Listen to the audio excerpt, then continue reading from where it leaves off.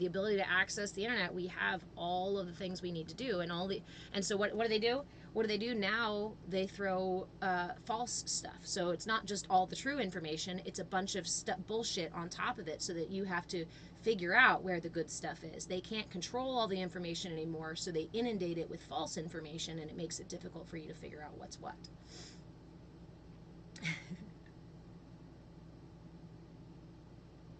Yeah, SJ, it is. It's in multiple belief systems, which is what, again, makes me go, it's a deeper truth that has been manipulated within these systems.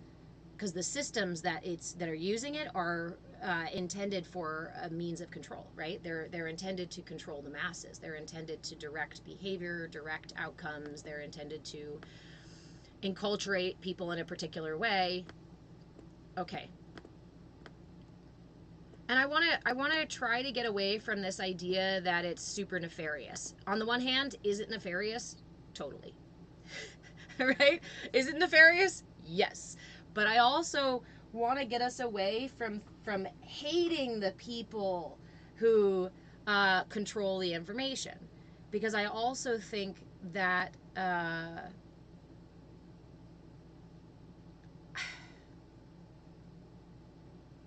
we tend to like exaggerate the vilification of someone when they've done something offensive to us, right? We turn them into a demon or a bad guy. We turn them into a vile human. I was just watching this happen on Facebook. It's really, this is why I don't hang out on Facebook, because this is what people do, is as soon as we disagree or you don't like what somebody else is doing, it goes immediately to, you're a horrific person and blah, blah, blah, blah, blah. But I think that these structures were genuinely created at some point as a means for guidance. The trouble is when people have that much power or can wield that much power, it quickly devolves into imbalance. There was a study done several years ago, I want to say in like the 60s or maybe 70s, about, did you guys see this study? The study about they took college students, kids in the same class with each other, right? Kids who knew each other. And they made some of the students the prisoners and some of them the guards for this mock jail. And they gave stories about each character and whatnot. And I guess that these jailers were allowed, I forget exactly the stipulations on it, but over time, as the students took on their role, it became, they embodied their role. They embodied their role more and more. And even if they would value, even if they had different values when this experiment started, they behaved outside of their values because of the structure of the experiment, because of the mental situation there of having that power over others in this setup of they're bad, you're good.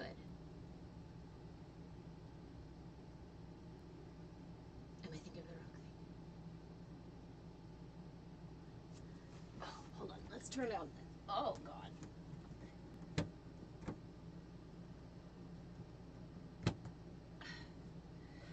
Okay. Hi, a little sassy. How are you? So there's a lot to be said. There's a lot to be said for... Guys, I've got so many things going on. I'm trying to, like, talk about this thing. Also need to put my body rub on. Also wanting some of my coffee. Also realizing I forgot my incense.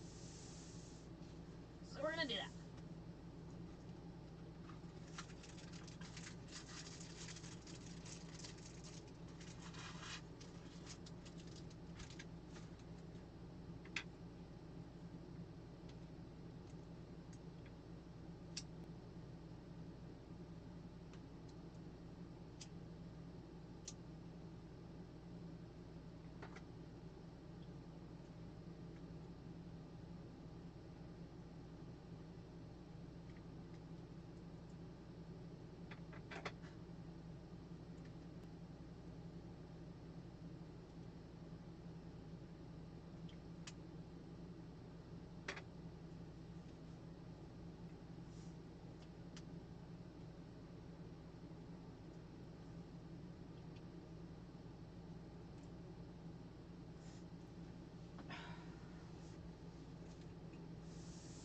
Okie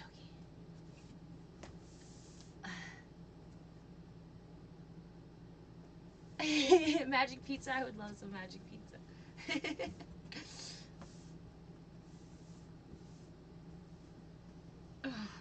I bet it has been. Okay, so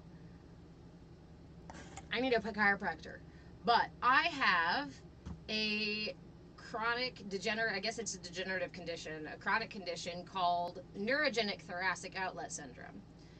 It is a compression of this area here, my collarbone. This is the thoracic outlet, is underneath your collarbone.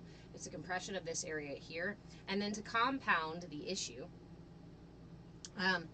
I have extra long wings on my vertebra in my neck. So tendons, nerves, blood vessels, things like that can get caught on those ribs and further compound the compression issue here. When I rotate, you think of those wheels. Dude, were you the one who told me? I forget, on Monday, I was like, what is this? What is this memory? And somebody was like, it's the wheeled thing. I was like, yes! So, I do end up in a good bit of pain that cannot be, like, yes, I need to go do some yin yoga for a little while. But I also need a chiropractor to get the nerves off the bone. Totally 90s. So, I am using a body pain rub from Wellness Integrated Solutions. Who do I have in here? Oh. Hey, Byron. Hello. Good morning. There you are. I'm going to pin you again. So this particular rub is on their website. WellnessIntegratedSolutions.com. Same as their username. This is a body pain rub. Body pain rub. Yeah. And this is not the size they have on the website. I've got a special gift size.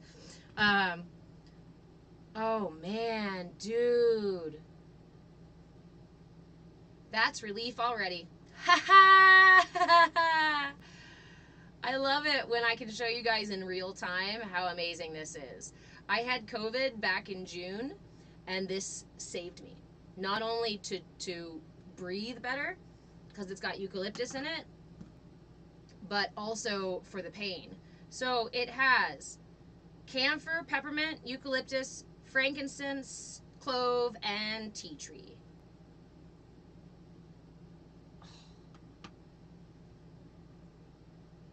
Blessings to you, Wellness Integrated Solutions, because I cannot get to a chiropractor today. But that is going to make me able to move through my day. Thank you, thank you. Okay, so again, this is a body pain rub by Wellness Integrated Solutions. If you're interested, go check out their website. Definitely give them a follow. I'm sure more information is there. You probably have your website link in bio. But I did want to say really quick too, is that your cool little cards that we've been using. So I've been using the cleaning, organizing help deck with my son. I've been letting him pick a card, and then he chooses to do that chore. He picks 3, and then he can choose which ones he wants to do for the day. And he's also been using the daily self-care one to help him, so that because he is in the middle of learning how to take responsibility for these things himself. So these cards are super helpful. Like, one, they're helpful for me when I'm not, when I'm not feeling like doing my self-care, or when I'm not feeling like doing any fucking chores. It can help to have the cards to grab one and just, some of them are really easy, like sort papers, right? And they're all, what I really love too is that, so this is really key. This one, for example, this one says bathroom, right? And what you did here is you broke it down into several steps. So that works for me because I can go, okay, well, I can do like 2 of those right now, right? And that's part of the chore. My son, however, can do the same thing and looks through there. Instead of just me telling him, go clean the bathroom, and he's like, he looks at this and he goes, that part, that part, that part, that part. Huge help, Gigi. huge and unexpected help, right? I didn't get these from you particularly for him, but he's really digging it, and it's really, really helpful. So thank you. So if you have kids who are at the reading level and or learning to read, and you want to have them practice that too, these cards are amazing, and these are on your TikTok shop. And remember, you can break everything down or do something for 15 minutes. That's right. That's right. Just do something.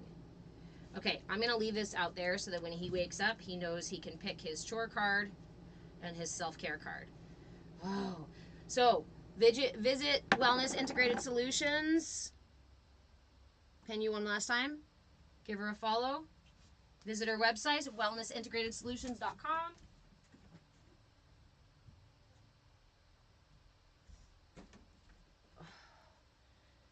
So you can get yourself some cards, and she also has journals there.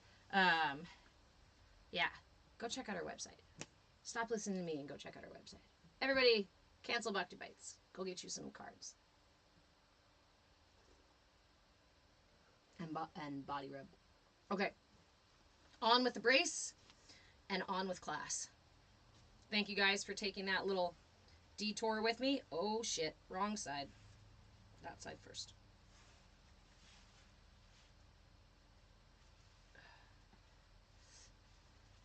That's not the way you're supposed to put it on, Mom. That's not the way you're supposed to put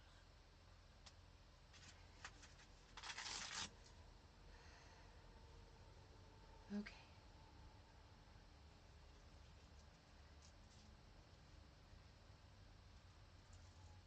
Kitten. Keeker.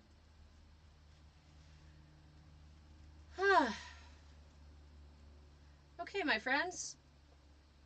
Welcome. Now we're here. Now we're officially ready, I think. Man, I really do need some music in the background.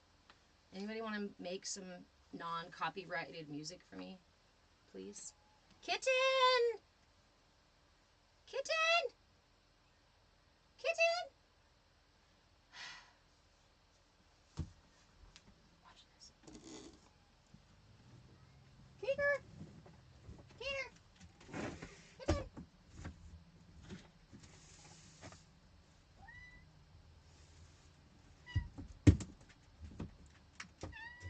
Hi. Hi, sweet boy. Hello. Hold on. Wait. Let me get down. Let me get back on my spot.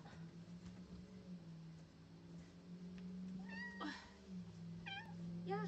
Keek. Keek. Come on. Oh.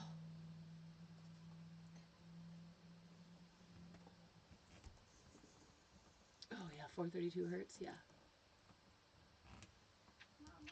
Baby. The body rub I put on my neck. The pain rub. I left the cards there so you can pick a self-care card and a chore card, okay? I'm just starting class here. Actually, we've been chatting for like 30 minutes, but... Okay. And Keeker wasn't supposed to go to the vet today. It's next week. Silly mom.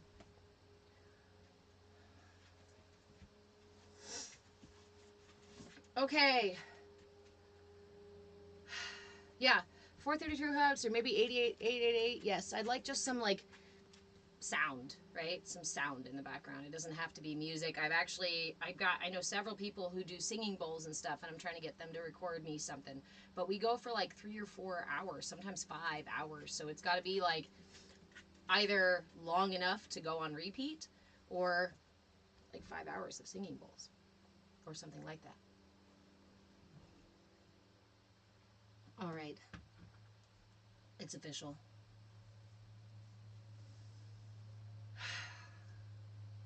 Hello, good morning, good rising, happy afternoon, good evening, wherever you are in this world. My name is Reverend Deborah. I am an interfaith minister and a movement facilitator.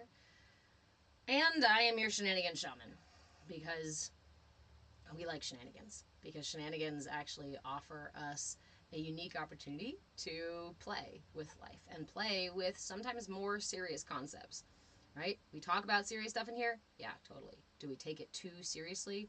No. Not around here, we don't. So this is our Bhakti Bites class. I am live Monday, Wednesday, Friday, and Saturday at 10 a.m. Pacific time. I'm usually on a little bit early on TikTok just for shenanigans and getting ready. And I usually stay on sometimes until 1 or 2 o'clock in the afternoon. So all of the replays for classes are on YouTube at Move With Change. I am Move With Change in like all the places that you hang out. I go live on TikTok, YouTube, and Instagram for now. If you want to see me somewhere else, let me know. I can always add one or exchange one. But I hang out, I spend my time in Discord. If you want to come join us in Discord, we spend a lot more time with this information that we share, that I share in class, the practices that we do.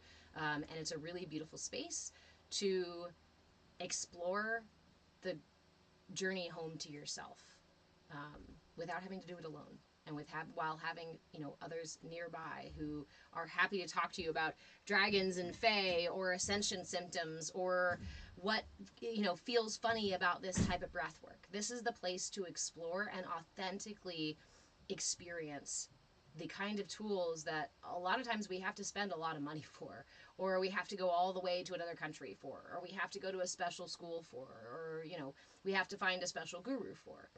I already did that.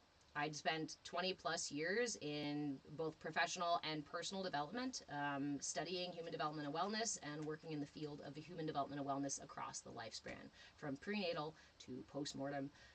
And I've developed a really big toolbox. So I'm here to share that toolbox with you because knowledge is power. Knowledge is power. And the things we've been talking about, right? About that information, about knowledge, about having information. And in a world that relies on your ignorance, sometimes even encourages your willful ignorance, one of the most radical things that you can do is become familiar. Become familiar with the information.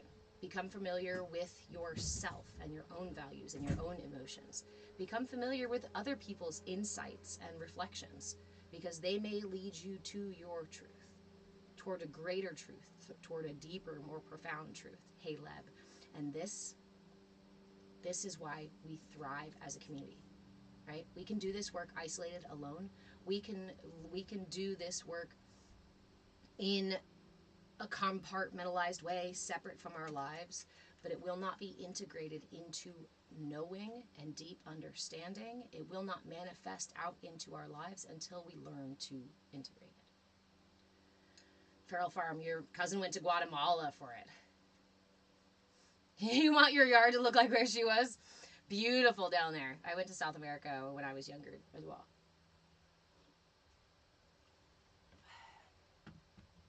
So, this is our Bhakti Bites class. And Bhakti means devotion. So devotion to what? Just devotion to self-care. Because everything else in life is seated within the self. Trust for other, love for other, a sense of safety and security and confidence in the external world is seated in the internal world. Feral Farm, you're in Florida. Gigi's in Florida too. I mean, Wellness Integrated Solutions is in Florida as well. They're actually coming home from a road trip right now. I didn't know y'all were in Florida together. Oh, nice. Okay, I missed something here though. Hold on. Stuff Tough, you're gonna throw me for a loop with your shenanigans this morning. Did you just undo your life? That's a monkey chicken and a pizza cow? What? I adore you. I adore the shenanigans. So in this class, we typically practice a mudra. We've been working with mudras now for quite some time. Why? Because there's just that many of them. So mudras, if you're not familiar, mudras are hand positions. These hand positions, there's hand mudras, there's eye mudras, there's tongue mudras, there's all kinds of different mudras. It's just a particular position that we put our body in. Hasta mudras are what we work with in this class, and those are hand mudras. Hand mudras You guys getting the fan sound again? Hold on. I'm trying to fix these. It was a fan sound yesterday. Okay.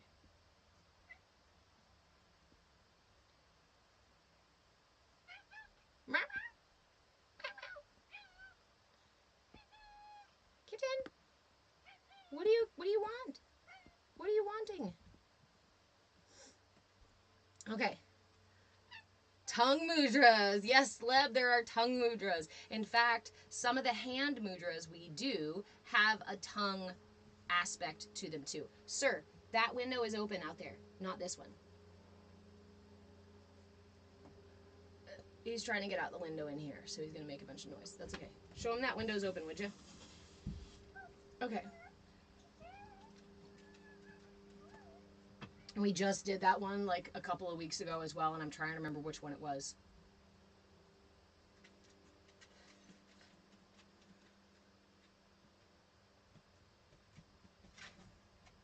Yeah. Video seems laggy to you too. I had somebody else say it was a little bit laggy too. Remember, I am also on YouTube and on Instagram right now, so if you're having trouble on TikTok, maybe check the other ones. I'm not sure whether it's my internet or whether it's TikTok continuing to lag, hide, take back my content. You know that when I share videos with the mudras and whatnot, they have like very little engagement activity, right? I get a bunch of people saying that they see them and they enjoy them, but TikTok shows me that they're just like dead in the water. Audio is fine too. Buffering great to Arizona for you. Woo woo, good. Okay, so we got our mudra. We started our mudra this week on Monday. Do you guys remember your mudra? I really like this mudra. It's the conch shell mudra, also known as Shanka.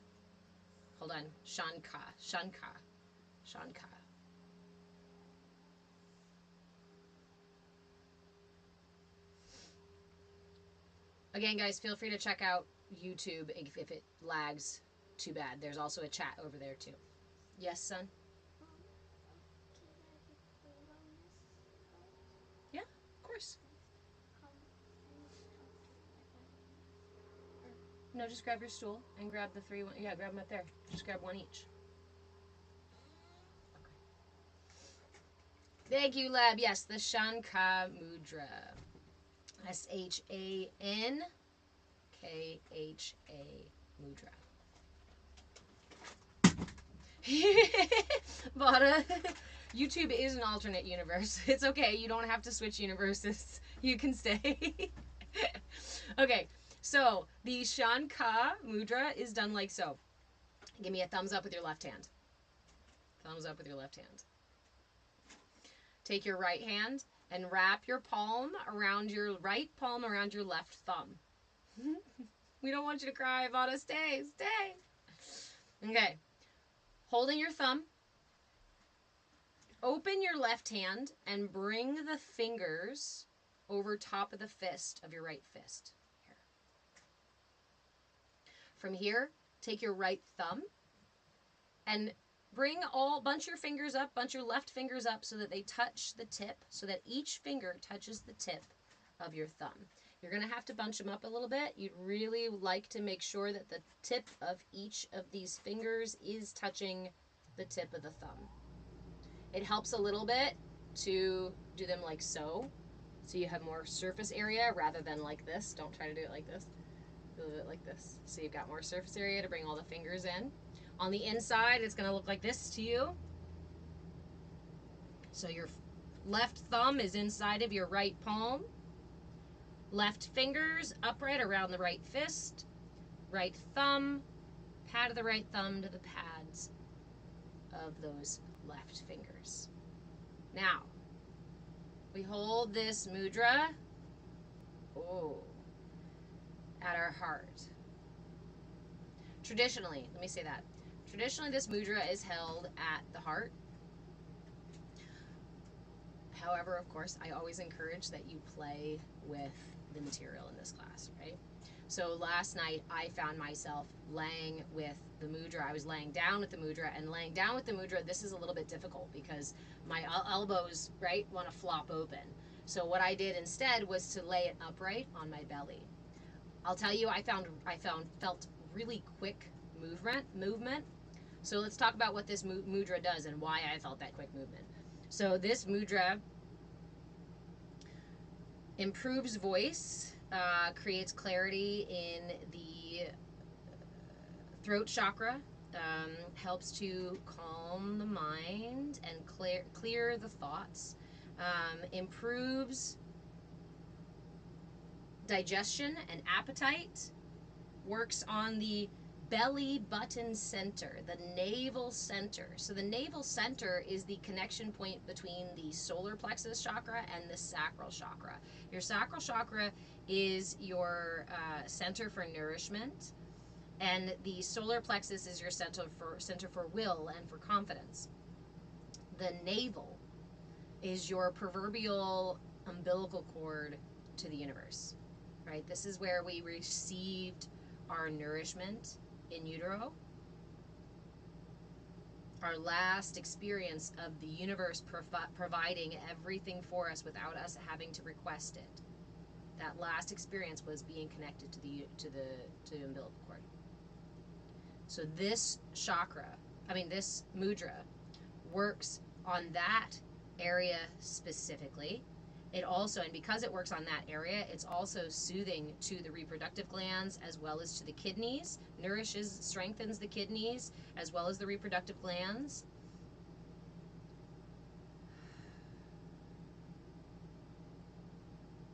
This can also help with speech concerns like stutters or other speech stuff. So we will sit with our mudra for a little bit more than 5 minutes today. Sorry, I'm already sitting with my mudra. I'm already falling into meditation with my mudra. So basically awesome for everything. Kind of, yes. You know, and this one, dyslexia, yes. Yeah, because it treats both the voice and the mind. Or is that more my brain? No, yeah. This mudra addresses both the thoughts, calms the mind, improves concentration, and also clears the voice and improves the voice. It's okay. You're beautiful. It's all right, hun. I can read through dyslexia and spelling things in all caps. I've got this. So, kidneys, throat, brain, navel, hair and bones. This is the other one that also nourishes the hair and bones as well. Yes. Nourishes the bones and hair as well. Okay, so we're going to sit for more than 5 minutes. If 5 minutes is all you have to sit with your mudra, I encourage you to do so. If 3 minutes is all you have to sit with your mudra, I encourage you to do so. If you need your mudra one more time, remember, thumbs up with your left hand. Wrap the right palm around the left thumb.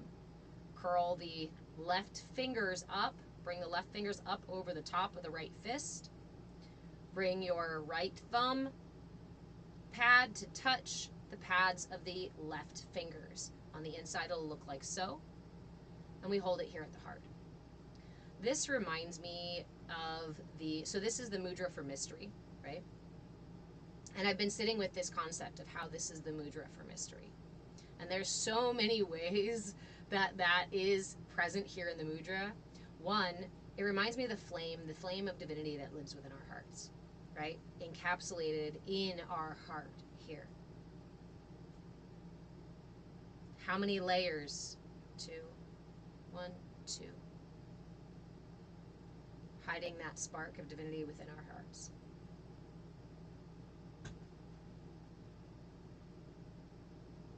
It also reminds me of kind of that dream within a dream within a dream of illusion.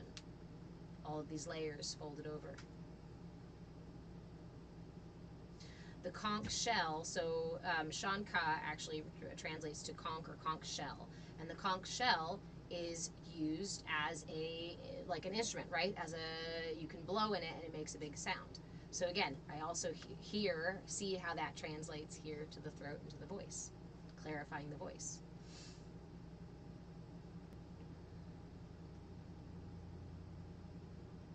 But there's this other piece as I was holding it last night, sitting with the concept of the umbilical cord and the fact that we have an umbilical cord in utero, and then as we evolve, we continue to maintain that connection to the universe through this navel center, through the metaphysical and the physical nourishment, right? The spiritual, energetic, and the physical nourishment. So I encourage you, if you feel called, to hold it here at your navel center and contemplate your ethereal umbilical cord. I'm going to offer 2 suggestions today, okay? 2 options for meditation. You can hold it here and contemplate the cord connecting to you to the universe, or you can hold it here at your heart and contemplate the flame of divinity that lives within you. And when I say contemplate, give me a second and I'll get us into there, okay? That's weird. You've always had odd belly button sensations all of your life. I have a very odd thing about my belly button is that I really do not like it being touched. It like almost hurts when somebody pokes my belly button. I don't like it. Do not touch my belly button. Do not poke it. So, those are your 2 options today. If you decide to go another way and hold it somewhere else, feel free to do that. Do whatever you feel like you want to do and modify the meditation to fit the position that you are holding. Yes, Avada, almost like a sick feeling. I can't explain it. Ditto. Literally ditto. That sick feeling, yep. We're going to have to explore that now more because I thought that was just a weird quirk of me. Okay, so hold at your heart or hold down here at your belly button. I am going to hold in my heart because I felt a bunch moving around. So, a good day to sit and contemplate my navel.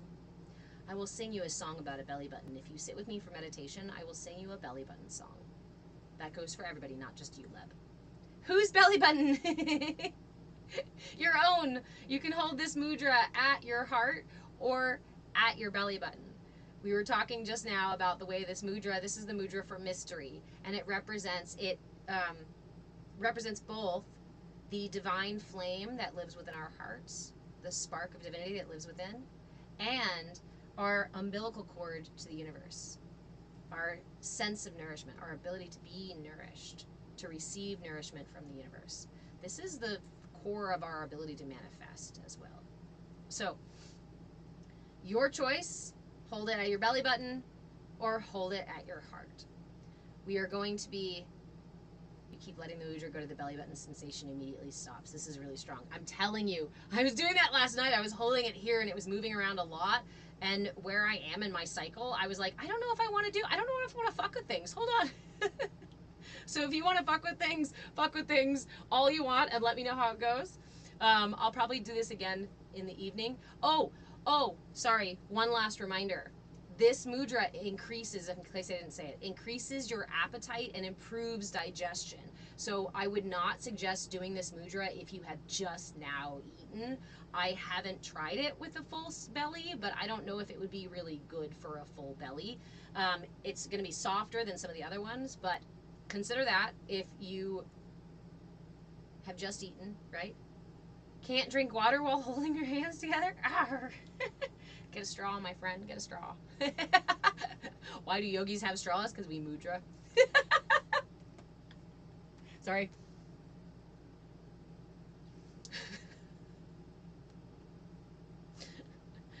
So, if you would like to join me for a meditation, it's going to be a few more than 5 minutes. Go ahead and find yourself a comfortable spot to be.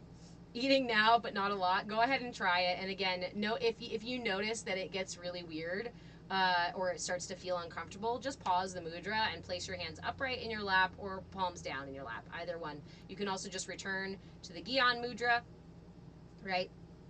If at any point We are not in the business of creating a battle within ourselves. We are not in the business of creating enemies within ourselves. When we do that, we create battles we fight every single day, and it turns into a war we wage our entire life long. I already have to verify to continue. Fantastic. Thank you, guys.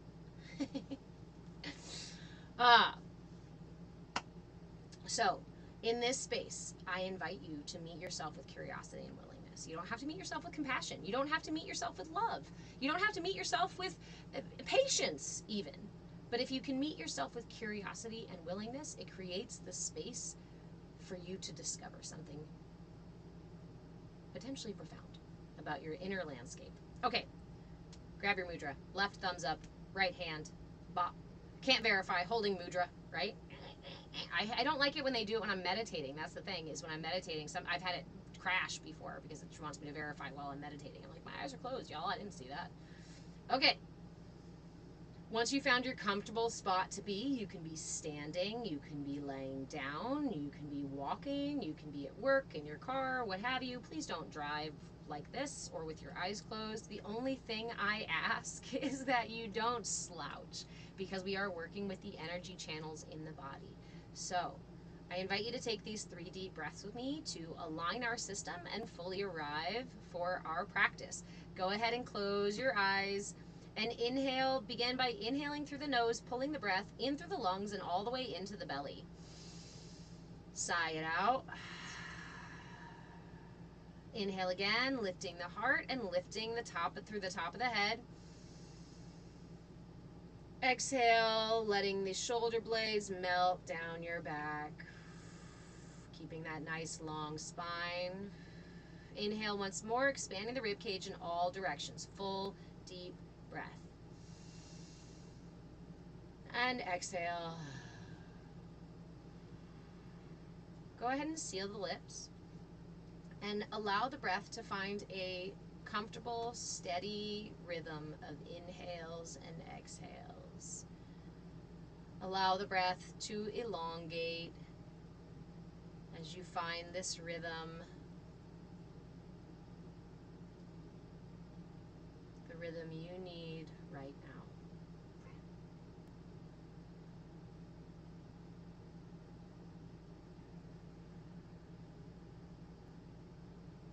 Just take a moment, listening to the breath.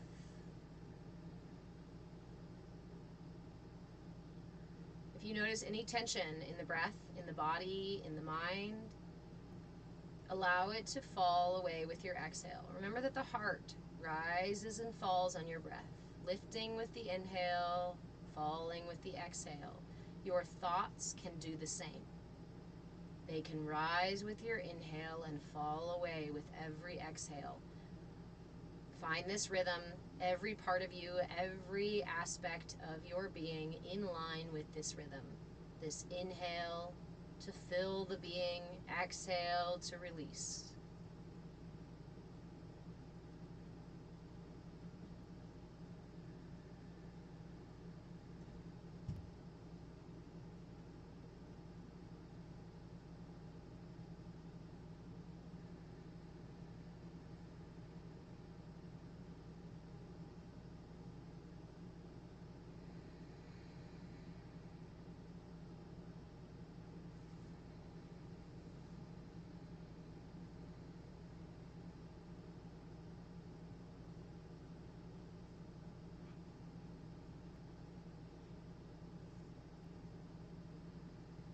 As you continue to breathe, I invite you to begin Ujjayi breath, which is simply ocean breath, or it's a gentle snoring sound that you create with the breath by gently restricting the muscles in the throat, tightening your throat just a little bit to create a gentle snore or the sound of an ocean wave. You probably can't hear mine over the AC in here. Inhaling and exhaling through the nose,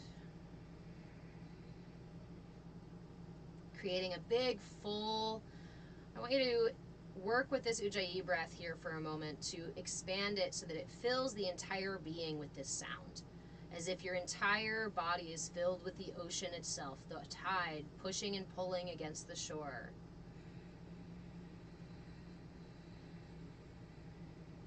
See if you can get yourself just on the edge of snoring without actually making the sounds.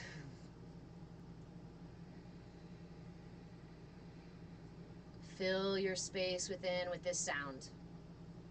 Every corner, every inch, every nook, every cranny.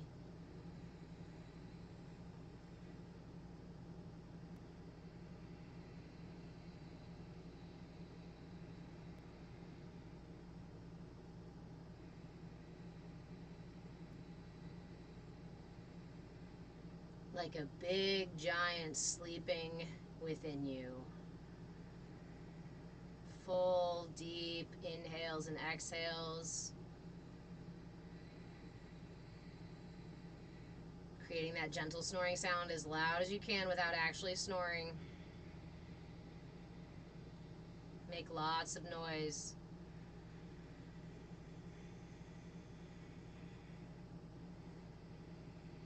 Allow this sound to fill your feet, your legs, your hips, your belly, your chest, your arms, your shoulders. Let it fill the expanse of your back. Fill the space within your throat, all the way up to your head, until it fills the space in your mind, taking place of your thoughts. There is nothing but this soft, snoring giant within.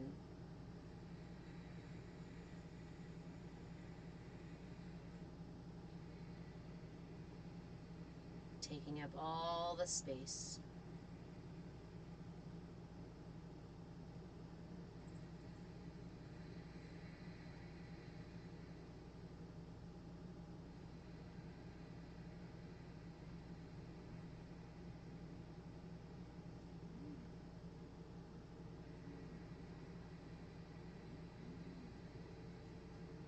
Let's take 3 more big deep breaths in this manner. Keeping with the Ujjayi breath. A gentle snoring sound as you inhale and exhale.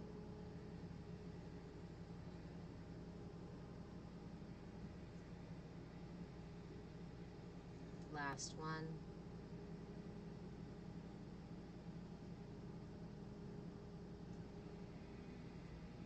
And when you finish the exhale, go ahead and release Ujjayi breath and just return to a comfortable rhythm. You can almost release the breath entirely. Refocus your awareness again on the inner space behind your mudra. If it's in your heart, focus in your heart. If it's on your belly button, focus behind your belly button. Contemplate the heart, contemplate the belly button. Contemplate by listening. Listening intently. Waiting for it to create a sound. Listen for the sound of divinity in your heart, the crackling of that fire. Or listen for the sound of the umbilical cord passing nourishment, bringing nourishing energy, prana, to your system, clearing away any toxins, anything that's no longer necessary. Wherever you have this mudra, I invite you to contemplate that space and listen for the sound that it creates. Listen with all of your focus, all of your attention, with a kind of intensity, as if this is the most important thing for you to experience right now, is this sound created wherever you are holding the mudra. Whatever mystery is contained therein, listen.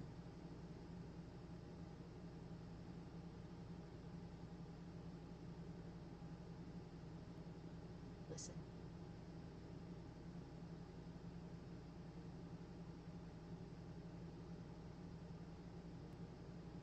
Listen. All of your attention, all of your focus, listen.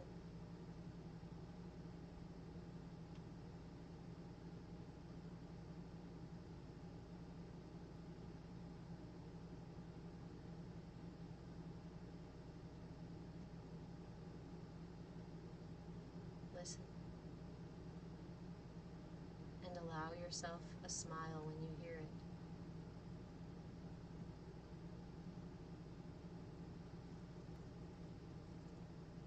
yourself a smile as you listen. Listen to the divine mystery within. Listen.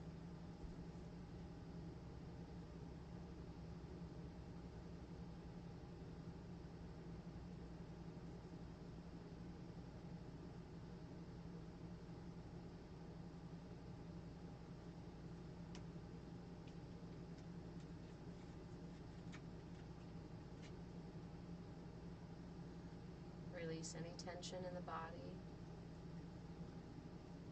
and refocus your attention to listen.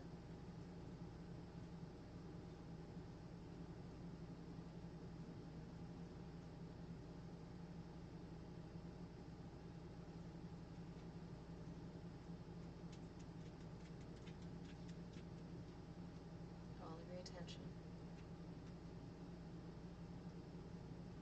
Listening for the sound that this mystery creates.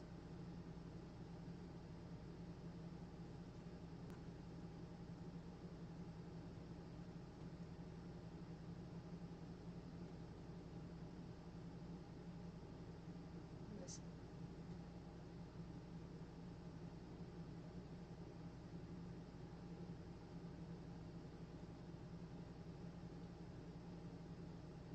Escuche. Listen.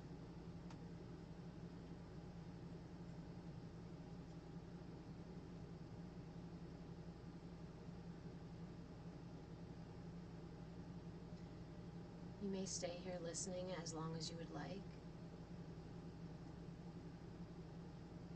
If you are ready to close our meditation, we're going to do one more thing here. Bring that sound.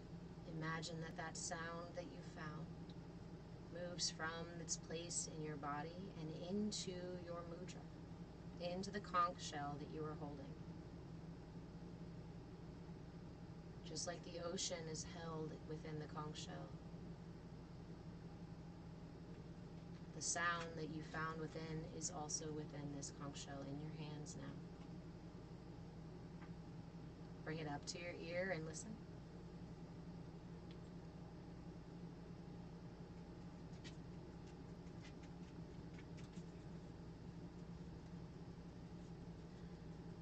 Bring your mudra back to your heart, regardless of where you had it before. Bring your mudra back to your heart, or stay listening as long as you would like.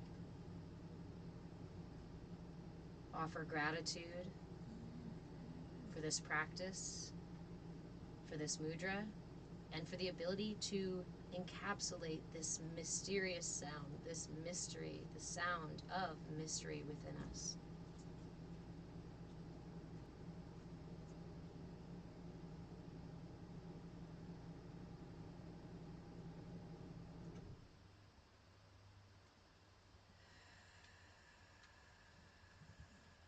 Go ahead and release your mudra with one last big deep breath. Bring your hands to prayer or simply lay one over the other over your heart in gratitude for this practice, for this mudra, for this space. Offering yourself gratitude for taking the time to practice your mudra, for taking the time for self-care today. You are so fucking worth it. Thank you so much for joining me and helping me cultivate this CAYA space where we can learn and grow and thrive together. When you are ready to fully come out of meditation, please do so slowly. Offer yourself wiggles and stretches. Only really opening your eyes when you're sure you're committed to coming back to this layer of reality. I don't think I want to. I liked today's meditation too. I really love this mudra.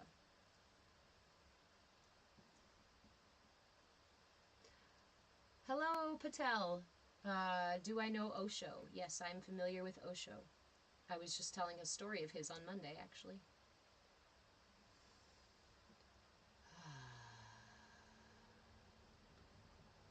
Leb, you've lost a lie while channeling for someone? Yeah, right, with your eyes closed. Just in time, Sheenix. Welcome, welcome. I don't wanna. Intermittent glitchy today. Yeah, I'm getting that feedback, guys. there's not much I can do. We're rural, and so on some days the internet is just more difficult. But I am also on YouTube and Instagram, and no one's mentioned glitchy over there. Vada, that mudra really held the sound in the conch shell, hand conch shell, right?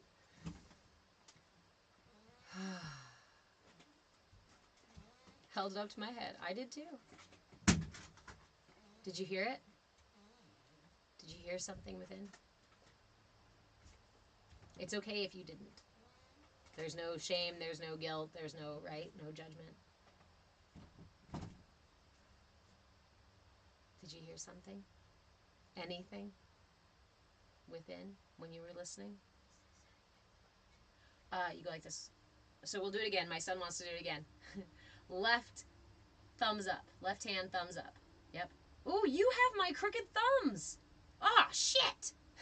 Sorry, kid. You have my hitchhiker thumbs. Okay. Like this? Yeah. Okay, so side note, joke about me that has always been a thing about me is that my thumb does this. It's a natural hitchhiker thumb. I can just stand like this and do a regular thumbs up and it's all crooked. Well, I just now realized that my son unfortunately has the same hitchhiker thumb. So But I also can do this. I know. That's what I was going to say. When you guys see me do this, this is intentional. I have to shift my thumb to do that. Okay. You like it here better, though. I know, Leb. So left hand thumbs up, right hand wrapped around your thumb. Yep. And then bring the left fingers up on the top of the fist. Yep. Touch your pad of your thumb to the pads of all the other fingers. You have to bunch them together so they touch your thumb. Like this. Kind of. Put your fingers up more like this. Yeah. Now try to touch the pads all to your thumb. There you go. See? Creates a little conch shell and you hold it here. What's the spot that he He's trying to listen. He's like, what's the spot that you listen? Just right here. See if you can hear the ocean. I can hear the ocean in there. Neurospicy thumb. What's the glass thing? Sergeant Angel Eyes. This is a magnifying glass. I don't know if it does the thing. Yeah, it does. It gives me one big fat eye.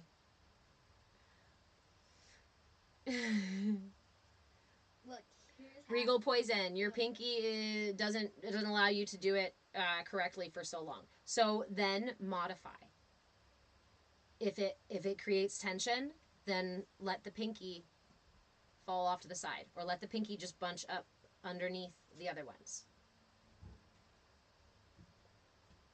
Do as close as you can. Huh? Leb, your thumb does that too? I swear I'm the only person in the world. I have never met anybody else in my entire almost 40 years that does this with their thumb. Yours really does that? Do I use it a lot in my day? Yes and no, depending on the day.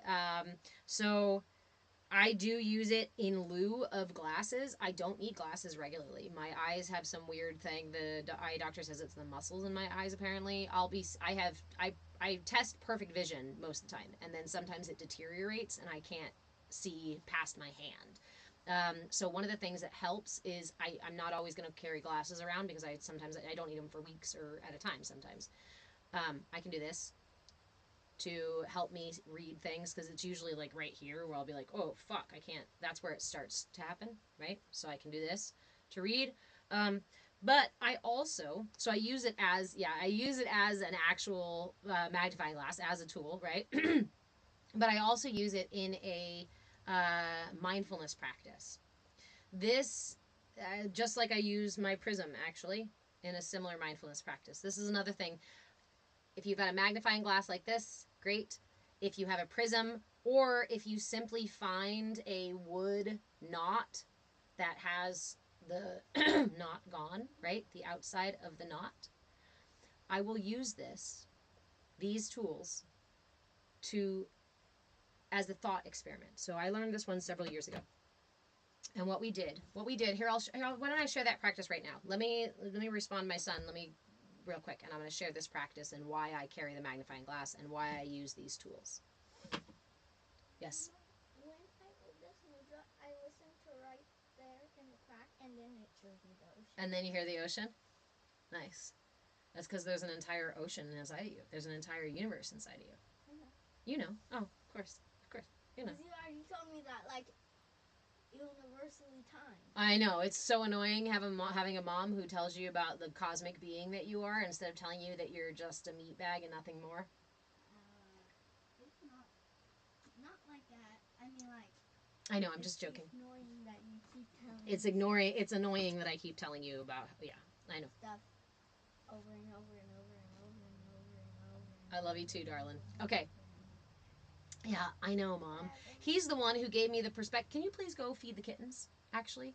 Can you bring that out to them, maybe? Because I saw a couple outside. Something so charming about magnifying glasses. Time to read through the looking glass again. My mother actually made this, the little copper piece around it for me. She found this little magnifying glass, and she put it in a little thing for me many, many years ago. But here is the practice. E, did you finish your chore cards yet? Right? Probably not. Probably not. And I like, yeah, makes my heart look bigger, you goose. That was the first thing you noticed, Vada. Okay, so let's do this practice together. Okay, this is a fun thought experiment. You guys, this week seems to be a lot of these thought experiments. This is where I find playfulness to be most effective. When you give yourself, when you meet these practices with curiosity and willingness, a willingness to shift your perspective intentionally, it can actually offer a great deal of relief, a great deal of insight, and can help mitigate the symptoms of our emotional responses and imbalances in our systems. So, my one on Monday, right, was about sneaking around the house and looking at my entire house. Hey, Deanna, looking at my entire house and saying to myself, everything is perfectly set up. Everything is exactly as it needs to be, right? It's a thought game. And what it does is when I'm doing that, I give it all of my time and attention, just like any mindfulness practice, just like a meditation. And I allow myself to cultivate the very feeling that I am talking about, right? I'm so excited. I'm so excited. Like Christmas morning, everything is exactly as it needs to be. And no Grinch will fuck it up because Grinch is just a tiny little thing on a speck of dust, right? Okay. So that was the thought experiment on Monday. The one today is about manifestation. It's about recognizing our power to co-create our reality. And again, the truth is we are intimately interconnected and interacting on a constant basis with our internal and our external world. I don't want to hear anybody say that they can't manifest. You are constantly manifesting. Maybe not so much intentionally, but we can cultivate that intention here in this space, right? Okay. So, this one when I learned it, we just used our hands. And actually, we used a mudra, come to think of it, the crown chakra mudra. But this is, bring your hands together like so, into a triangle, okay? Push that triangle out in front of you at an arm's length. Now look around your space and find something, anything, and imagine that as the thing that you created. I'm going to find that guy right there. There we go. You can even close one eye if you need to. I need to close one eye. I'm going to find the thing that I created, right? I'm going to look through here, and I'm going to decide. Obviously, it can be something that you did create. Sure. It can also be something that you didn't create. I don't care what it is. Pick a thing. Ooh, I'm going to choose my mug. No, I'm going to choose the obsidian. I can't decide what to pick. Shit. Okay. I made that. I made my Cagner. Okay. So once you have your thing in your viewfinder, I want you to sit with this feeling that this is something that you created. Everything about it, you created. You didn't buy it from anywhere. You didn't get the tools from anywhere. You manifested this thing. These things to create this thing came to you as you needed them. There was no work. There was no doing. There was no struggling. You allowed this thing to arrive, to manifest into your life. You did that. There is no other reason that this thing is here in your life except that you manifested it. That's all you, boo. Feel that. Feel that in your heart. Feel that in your solar plexus, is your center for will and your center, your ability to interact with the universe, right? Feel that in your belly. Feel that in your heart. Feel that truth. This thing is the only reason it is here in your life is because you manifested it. Okay, pick another thing. Go ahead. I dare you. Pick another thing. Maybe try a bigger thing this time. I chose something small that time. So I'm going to... Oh, fuck, that's big. Take your time. Choose something a little bit bigger this time. You chose my mug. You chose my mug? You're making my mug? Here, does somebody want to choose my mug? I'll put it up here for you so you guys can choose my mug. Okay, here you go. He's available for the choosing. He's now available for the choosing. Okay, now go choose your thing. Go choose the thing. Something that you created. Ooh, okay, that thing. Move your triangle a little bit closer to yourself, closer so you can see a bigger thing. Focus on that thing, and again, give it all of your attention. All of your focus. Play the thought game and tell yourself, because it's true, that the only reason that this thing is in your life, is here right now, is because you manifested it. Every piece of it, every part of it came together from the very right from the first moment of creation of this thing. It has always been meant for you. It has always been on its way to you until it arrived to you. And when you are through with it, it will leave when you are through. It will only leave when you no longer need it. It is only here because you manifested it. From the very moment it was created. It was created for you. It was created to be here with you right here, right now. That's all you, boo. That's all your energy. That is all your ability to manifest. Now we're going to take it one step further. I want you to bring this all the way up to your eyes. And I want you to look around now at your world, at your room, at everything in it and everyone in it. If you are in, I hope some of you are in a public place doing this. I really do. Look around, and now same thing. Remind yourself, everything here is here because I manifested it. From the moment that seed dug itself under the soil, it was there to grow in my yard to create that one little flower just for me. Oh, fuck, it's gonna make me cry. Really get into it, guys. Everything here in your reality is here because you manifested it. And it will be here as long as you need it. And it will only leave when you are through with it. This is how powerful you are. Everything within this viewer here, this little viewfinder, you created. You manifested. This is all you. And everything that you need that is not here now is already on its way. From the moment of its inception, it has been on its way to you, and it will arrive exactly when you need it. Look at that abundance. Look at that power. Look at that ability to co-create your reality. Close your eyes and bring your palms together into prayer at your heart. This time, really put them into prayer at your heart. Create a little bit of pressure between your palms and anchor the thumbs on your sternum. Take a big deep breath in. Inhale the power of that ability to manifest. The fact that you are co-creating your universe. You are one with the universe, intimately interconnected, constantly communicating with the internal and external world. And exhale all of that out. All the doubt, all the fear, anything holding you back from recognizing the truth of your interconnectedness. Take a moment here with your palms together. Offer gratitude for this insight.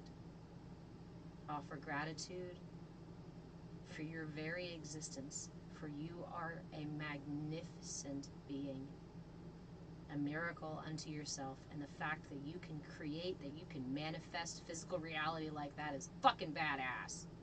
Own it. And be grateful for it.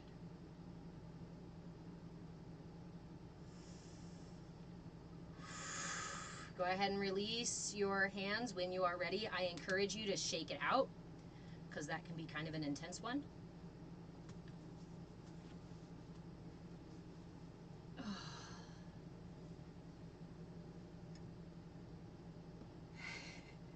Intense as fuck. You like that one? It's a very powerful practice. So, this is why I keep the magnifying glass around my neck. It reminds me to look at the world as if I've manifested it. And I will tell you that when I am having my most difficult moments of I am powerless, I am small, I am broken, I am wrong, right? You know, that stuff. When I am doing that, when I'm in my deepest, most difficult moments, it can be really hard for me to jump all the way to this feeling, right? When we're way down there, it can take a lot for us to cultivate and lift ourselves up that way. So I carry with me tools to help me bridge that gap. Sergeant Angel Eyes, my love, you are a magnificent miracle all unto yourself, right? You are needed as uniquely you, just like I am.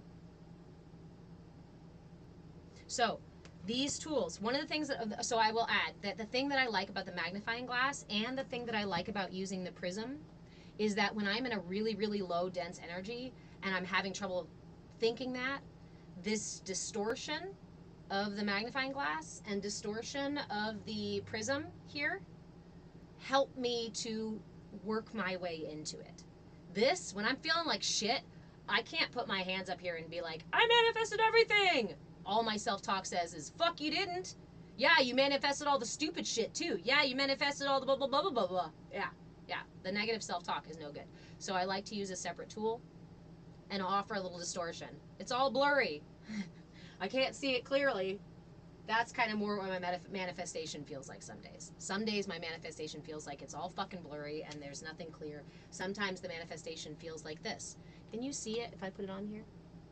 Can you see the way it prisms? Not really, maybe a little bit. Yeah. Let's see if we can do it for you guys too. Aha! Yeah, like that.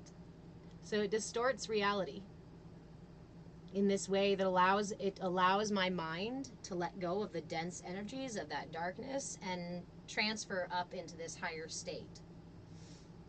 Sergeant Angel Eyes, but life really is dogpiling on me. Maybe it just comes with being in your young 20s. Young 20s? Who's in their young? Are you in your young 20s? I'm not. It does. So, Sergeant Angel Eyes. Good morning, Steven. Hello. Just off the dentist chair? Did you sing the dentist song to him, Steven?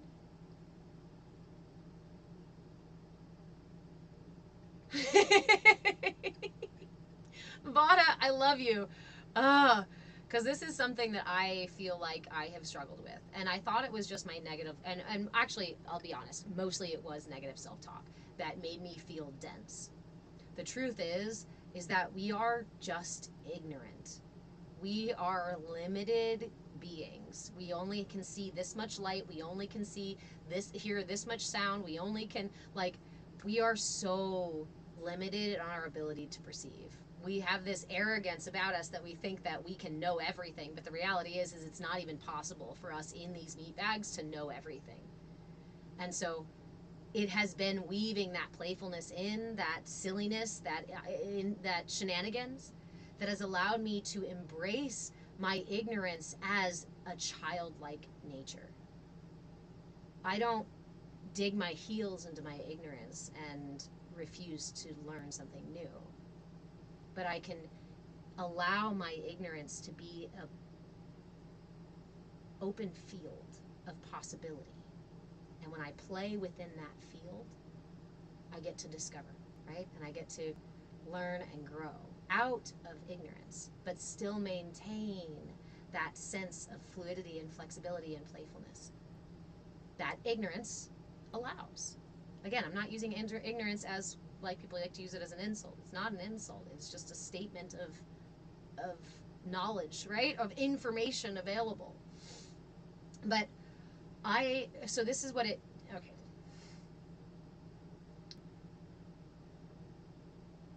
I definitely grew up with the idea that you had to do things for your life. You had to make your life happen, right? You had to do.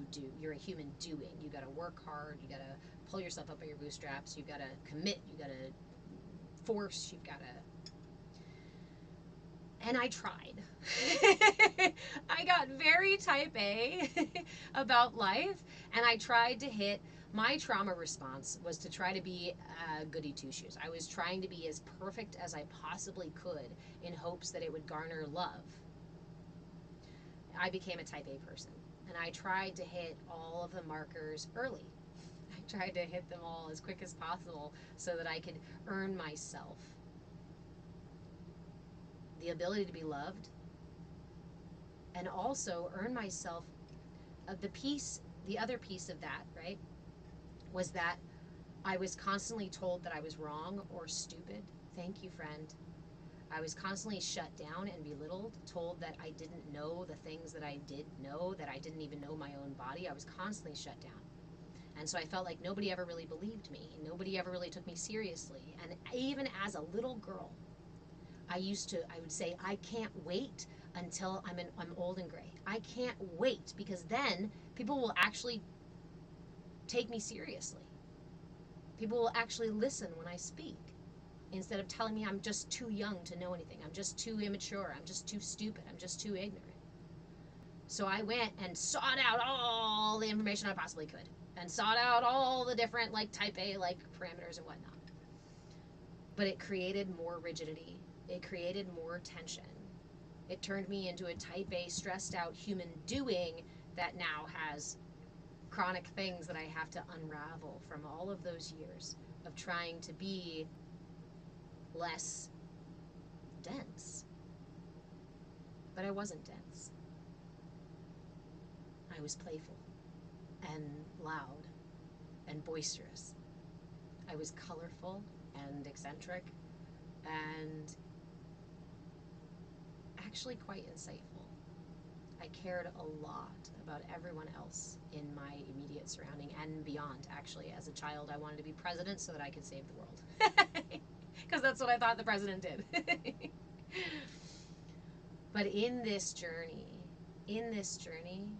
again, allowing that child part of me to hold real space in my life has been one of the most profound steps on my journey. Has been one of the biggest, you know how sometimes in life you feel like you open one door and then you end up in a narrow hallway and you got to figure out until you get to the next door, right? Like sometimes life is like, there's a door that's open, but that sucks. Allowing my inner child to be very important to me was like opening a barn door. A totally different experience rather than doing some pranayama. Oh, cool, I created some space. I'm going to hold a mudra. Oh, cool, I created a little bit more space. That's nice.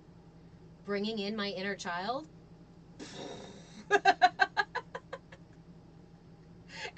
Essentially, anything is available to you because the blissful child nature is to be open and accepting, is to meet every moment with curiosity and willingness, is to leave the arms open wide and run through the wind and feet in the mud without concern, without shame, without abandon, without fear.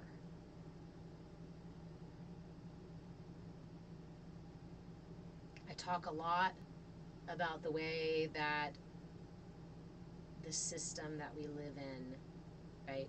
The world, the systems that we live in manipulate information and manipulate really important tools and things like that. Again,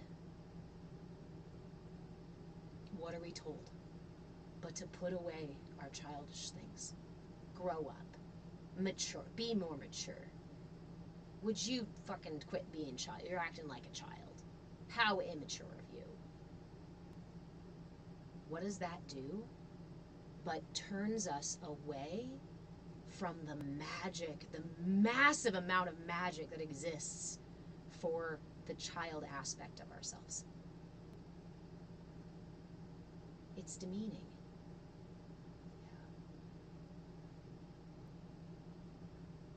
One of the best way, Leb, ego check, or God, you're talking about ego checks. But I don't listen anyway because I will never. I tried, right? As many of us did, as many of us have, you know, and many of us may still be doing, trying to fit ourselves into this box that says, don't be your child self. Look outside of you for all your answers, when all your answers are inside. Your child self frees you from the box. So don't be the child and get inside the box.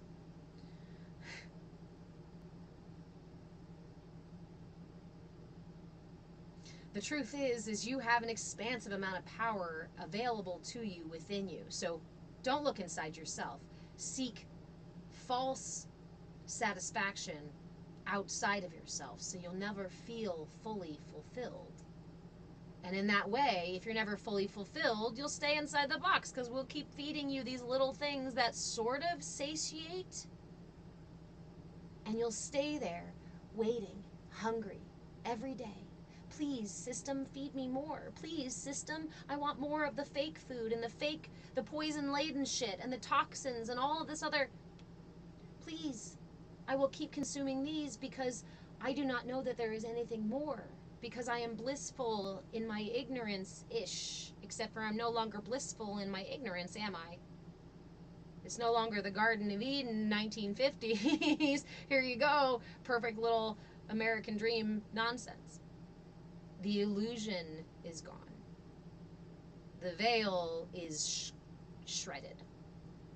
I think we are all fully aware at this point that the overarching systems that be are not conducive to our expansive nature. They are, in fact, directly contrary to the nature of the entire universe. The Fibonacci sequence. What is the universe doing but opening? Creation is expanding. And yet the systems are contracting. The systems are compartmentalizing. The systems are of the matrix. Thank you guys for the gifts.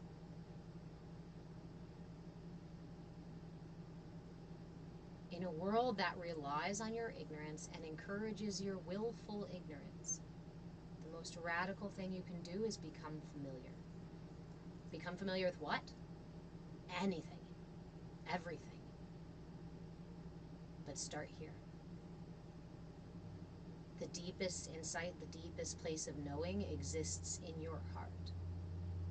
Can you receive information and knowledge from others and read it and listen to it and all this? Yes, outside of you, of course. But how do we know if that information resonates as true or not, except within our hearts? Wisdom beyond your human capacity is available within your heart. Is available within your inner cosmos. Because the illusion that we are in right now says, all you are is that meat bag, right? This is it. This is all I am. Nothing more. I eat, I shit, I sleep, and I work. That's all I'm good for, right? Well, I reproduce too, right? So I'm good for that too.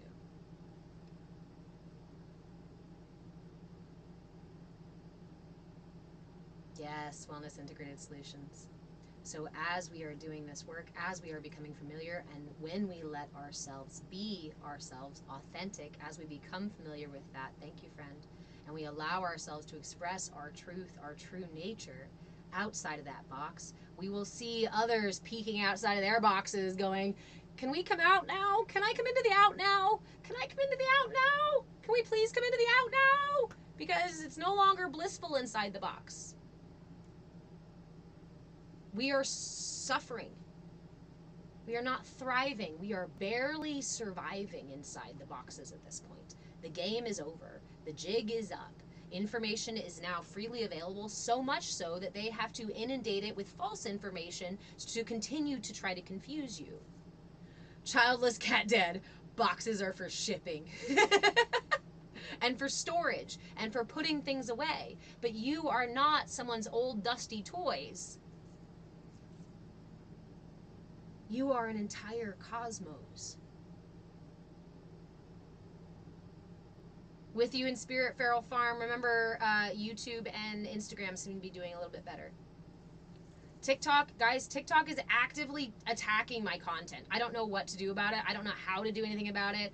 If TikTok continues to do that, I may not be able to go live anymore. They've given me several violations for things like telling you guys to go to my website. Taking down content, hiding the lives, saying that I'm using hate speech, all kinds of things. And I'm not even able to appeal them anymore. I'm not even able to submit support tickets. TikTok no longer allows me to submit support tickets. So something's going on the back end. And if it crashes, you're going to have to find me on YouTube and, on YouTube because that's where my replays are. But you're really going to have to come into the Discord because that's where all of this information will keep coming into the Discord. If the other social platforms shut it down, you will always find it in the Discord. They don't like the 432 hertz frequency either. Yes. Just push through till you can't. And that's what I'm doing.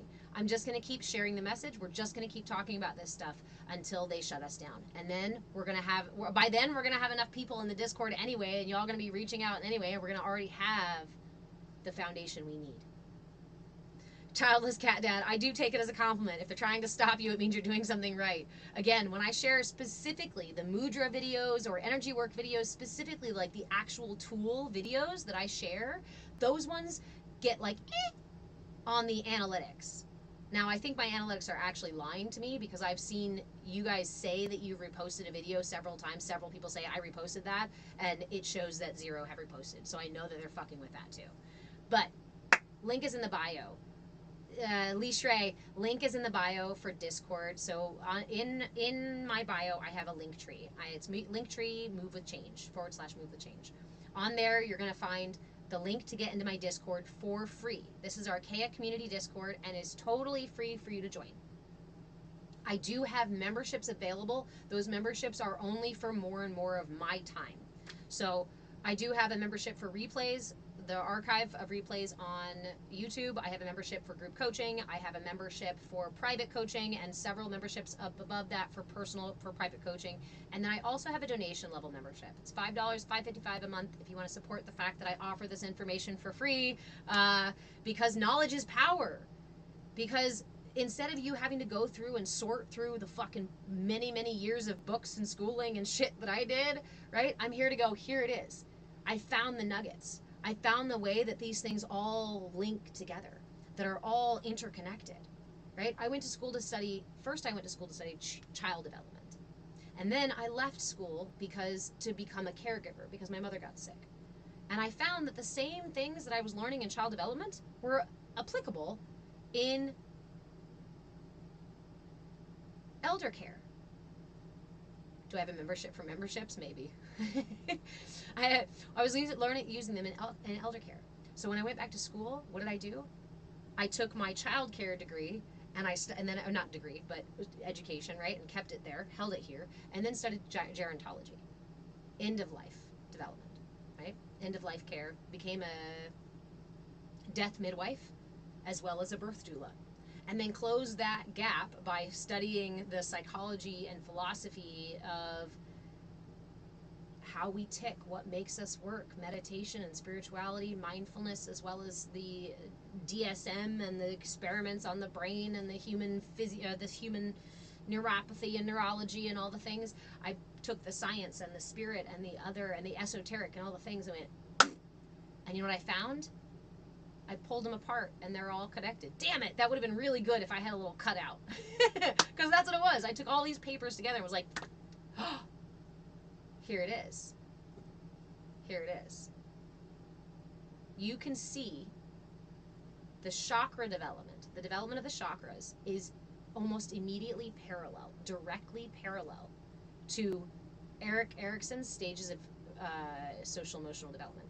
to Piaget's stages of cognitive development, to what's his face's stages of physical development. All of the stages of development actually correlate. They all line up in the same way.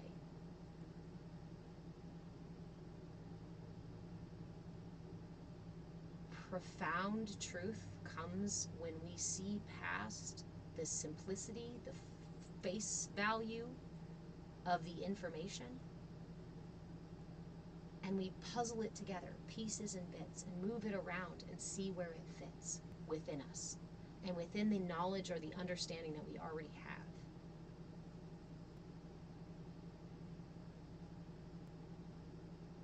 Dante, now you know you can't be talking about that kind of stuff on here. That's exactly what I don't know if you're in here, Dante, if you're just joking about it, because we were just talking about how they are actively hiding my content, actively attacking my content, and giving me violations and not even allowing me to submit support tickets anymore. So TikTok may not allow me to do so. Why? Last year, the servers from TikTok were moved from another country to our country. And they were moved to Texas, and they were moved to under the umbrella of a company that is that the owner of the company is one of the top donors for Project 2025. So TikTok now has extremist fingers in its algorithm. So if you start seeing things that are happening, that's why. That's what you're seeing.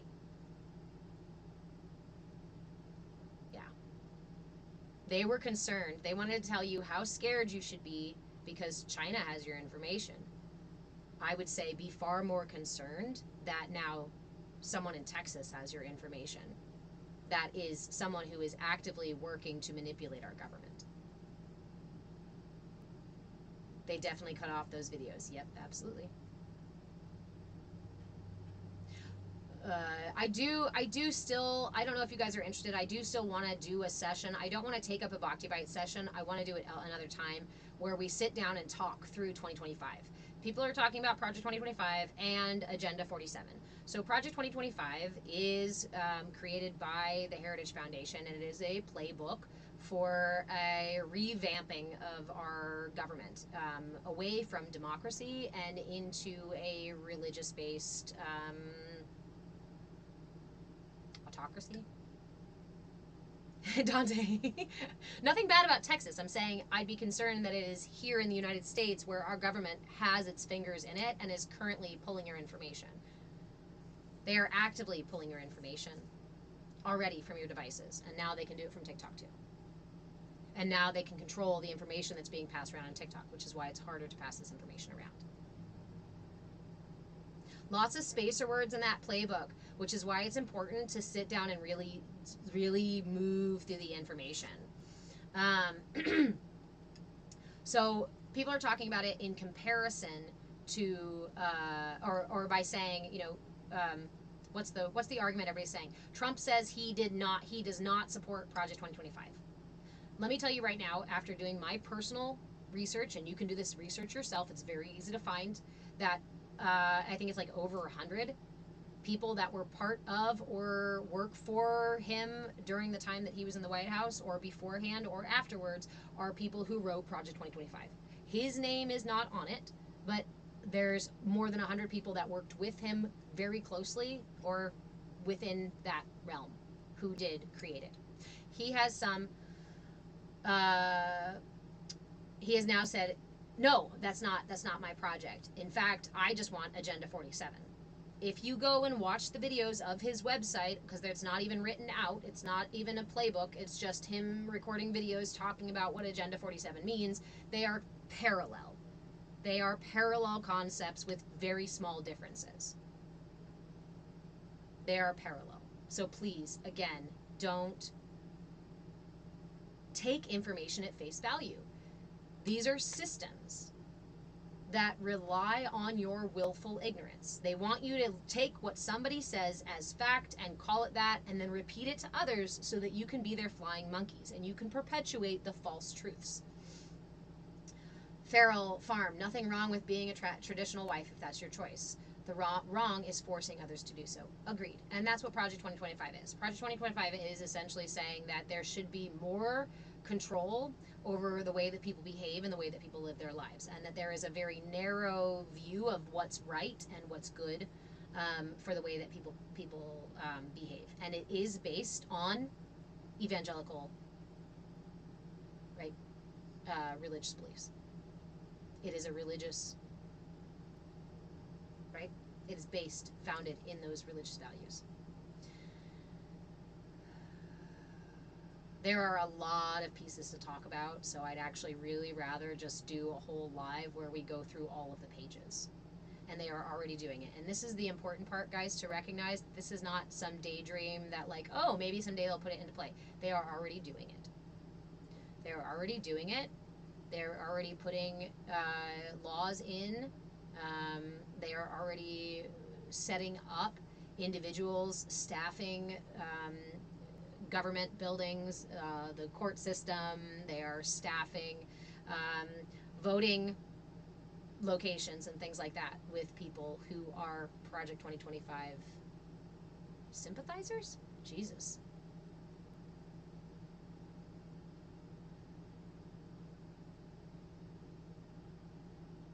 Dante, agreed.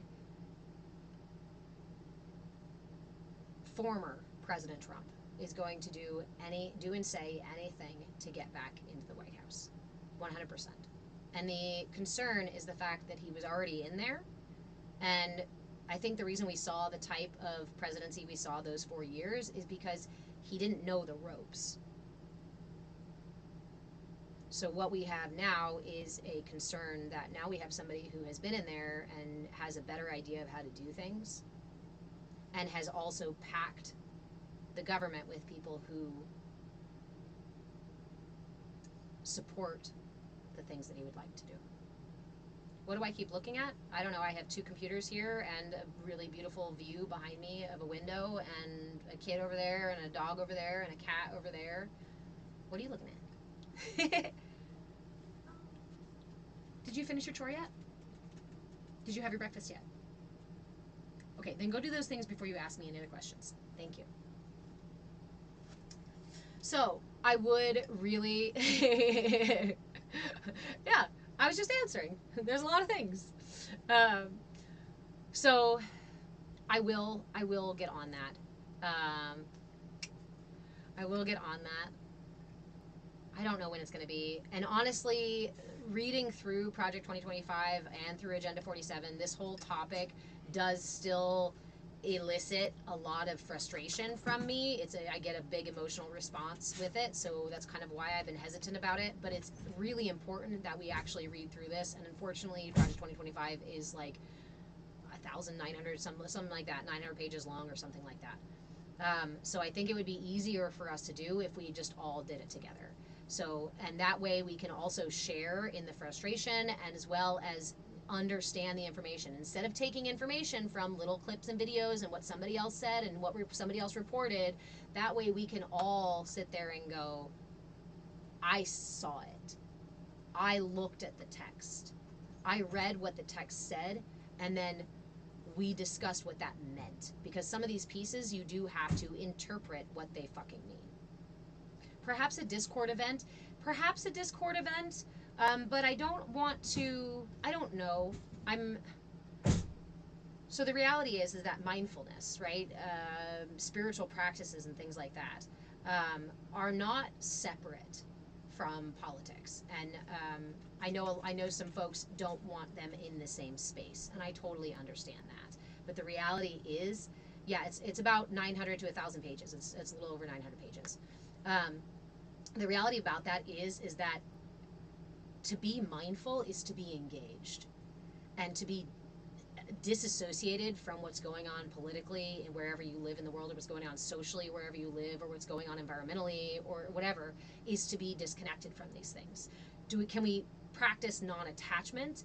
Absolutely. You can absolutely practice non-attachment, but that's not dissociation and that's not apathy. It's a fine line that sometimes we don't know how to walk, and sometimes we need to learn to walk together, right? So let's hold each other's hands and find this balance between being a spiritual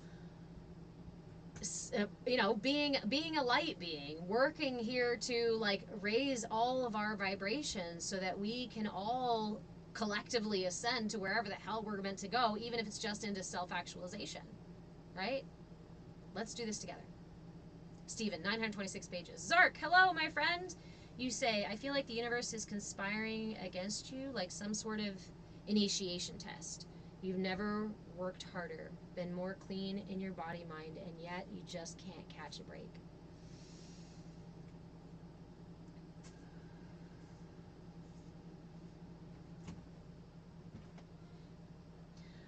Oftentimes when we are not clear in our body and mind, we are not even realizing how much suffering we are experiencing. I find that as I move toward clarifying my life and my system and my being, that it does unearth suffering I didn't recognize was there. And I become more and more aware of the challenges and the suffering and whatnot available to me, and the opportunities for growth become more present. And it's kind of this oxymoron, right? This kind of paradox. It's like I'm clearing things up, I'm becoming more aligned and more clear within myself, and yet suddenly it feels like it's more work. This is just a stage. I encourage you to see this as a temporal stage that you're moving through, that you can be grateful for the fact that you've clarified your senses to such a degree that you can see all of this. And you can see all of this so that you can clear it all out of your life, so that you can realign your life with what is truly for you. Many times, again, when we start to do this ascension process, when we start to come home to self, we realize that all of these things in our lives that we've chosen and that we've maybe unconsciously chosen are the things that are causing us the pain and suffering. And so we have to go through this time of transition, of shifting ourselves away from the old life and into the new. And that's not easy. And that does feel harrowing. It does feel like moving mountains. It does feel like going through a jungle with a machete and like trying to fucking figure your way out. So Zark, I'm here with you. You're not alone in that, right? We are all somewhere along our journey figuring out our pieces. I don't know if you're in the Discord, but please come join me in the Discord. Come join us in the Discord. I love you too. Have a wonderful day.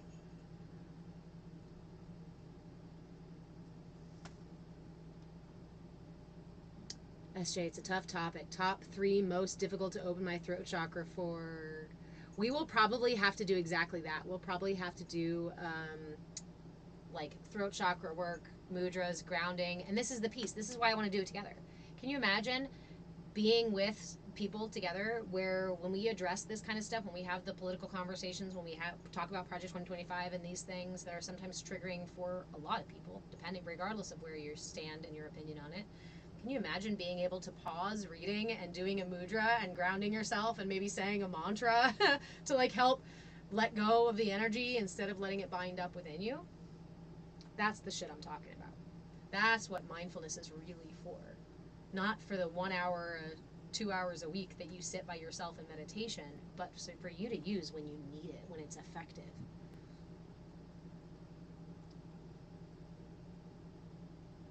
Hi, Esty. Esty, I remembered.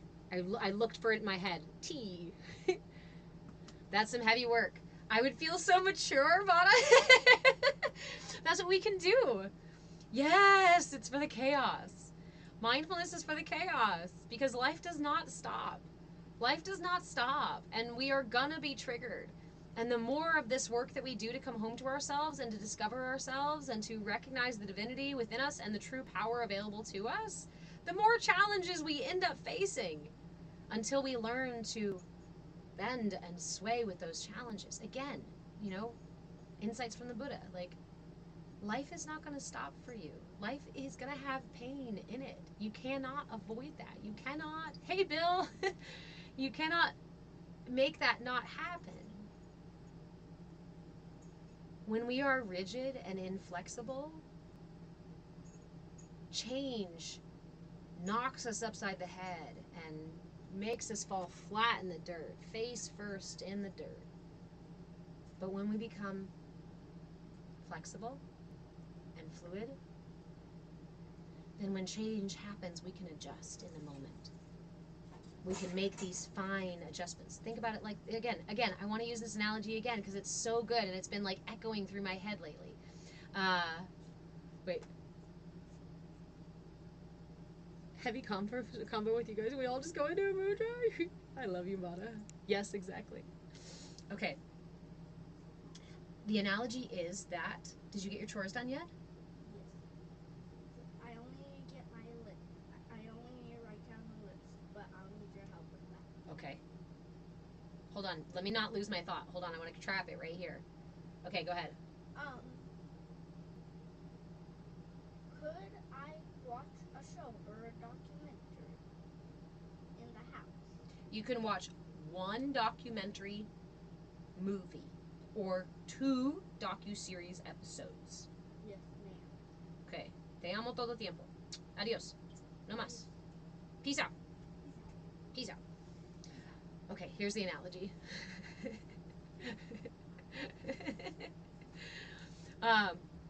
When we are young, when we are first developing, right?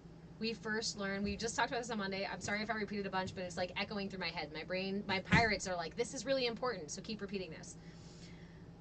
When we are young, the first thing that we learn is our gross motor skills. You guys hear me talk about this gross motor or gross skill, and I'm not talking about it being disgusting. I'm talking about like the technical term for gross motor. Gross motor means I can move my whole arm.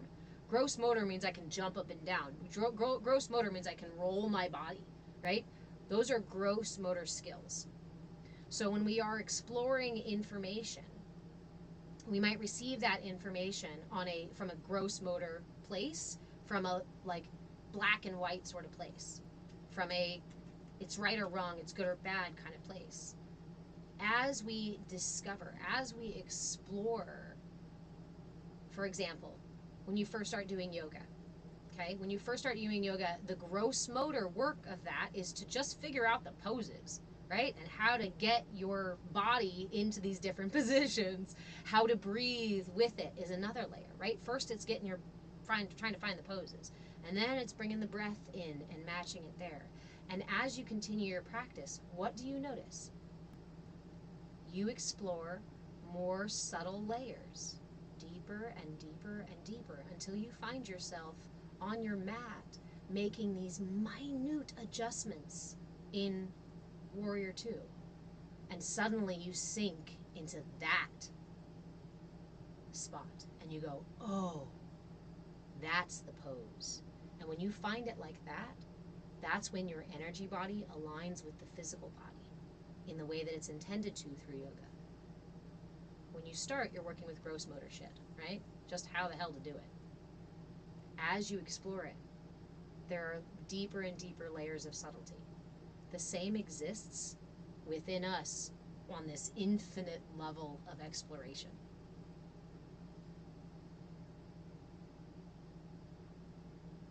Yet we stop oftentimes at face value. We stop oftentimes at this or that, right or wrong, good or bad.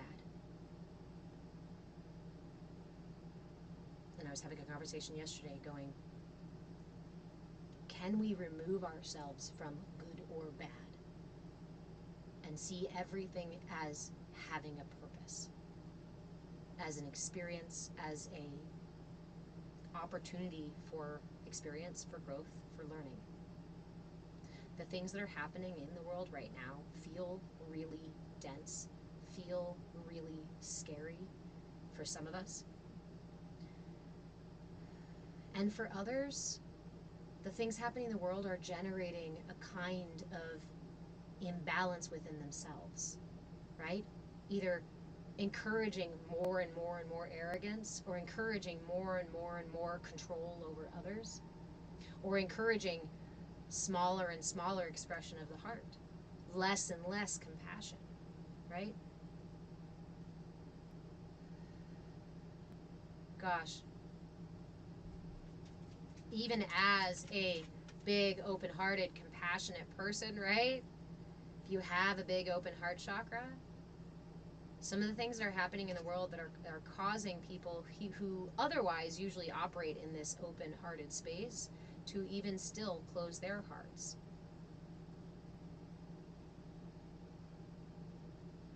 We need that open heart right now.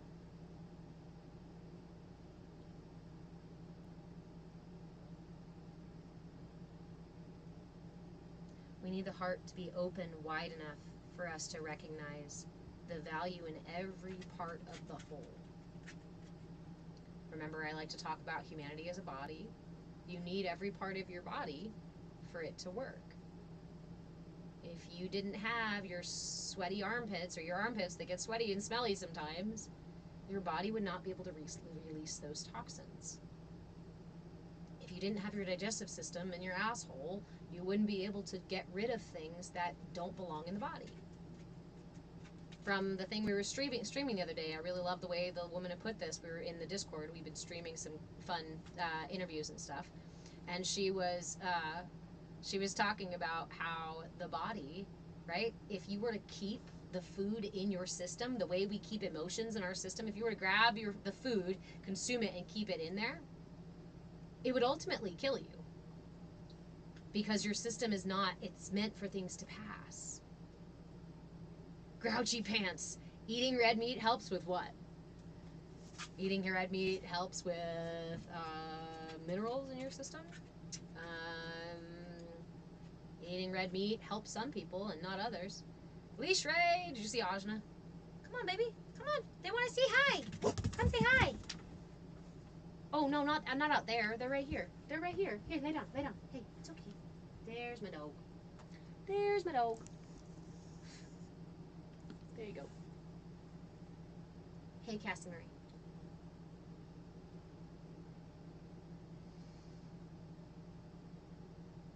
Boop that snoot. Can I have a kiss? Come here. Come here.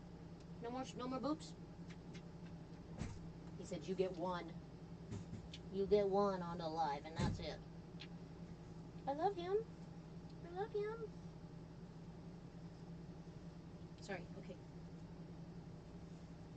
Are we just going to pet now? Are we just going to do the pets now? Okay. All right. No more mudras. Okay, just one-handed mudras. Only one-handed mudras. His name is Ajna. He's a really good baby. And he does the grabby thing with his hands, with his paws. Oh, now he's not going to do it because you guys are watching. What?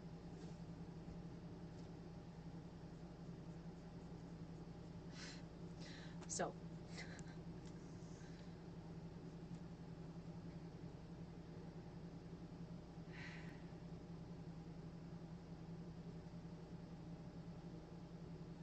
we are moving out of a state.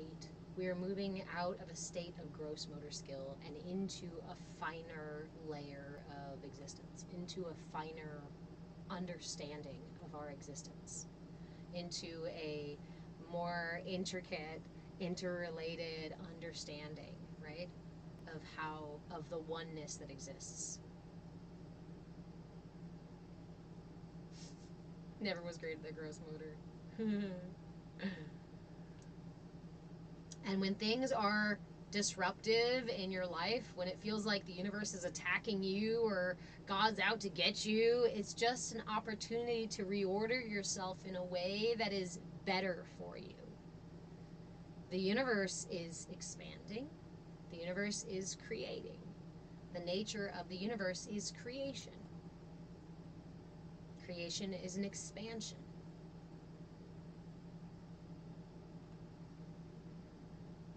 It does not go in the opposite way. We are not devolving. We are not becoming more compartmentalized. We are not becoming separate from each other. We are not realizing our isolation. We've already known that for some time. And it's been perpetuated. The illusion has been perpetuated by those that would seek to harvest your resources as a means of control. It's been effective for a really long time. But now, too many of us are waking up. And no, not just 144 of us waking up to change the world, but every single one of us. Everything is micro, macro.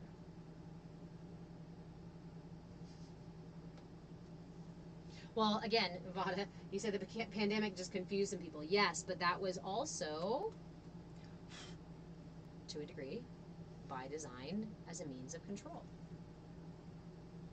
as a means of experimentation, right?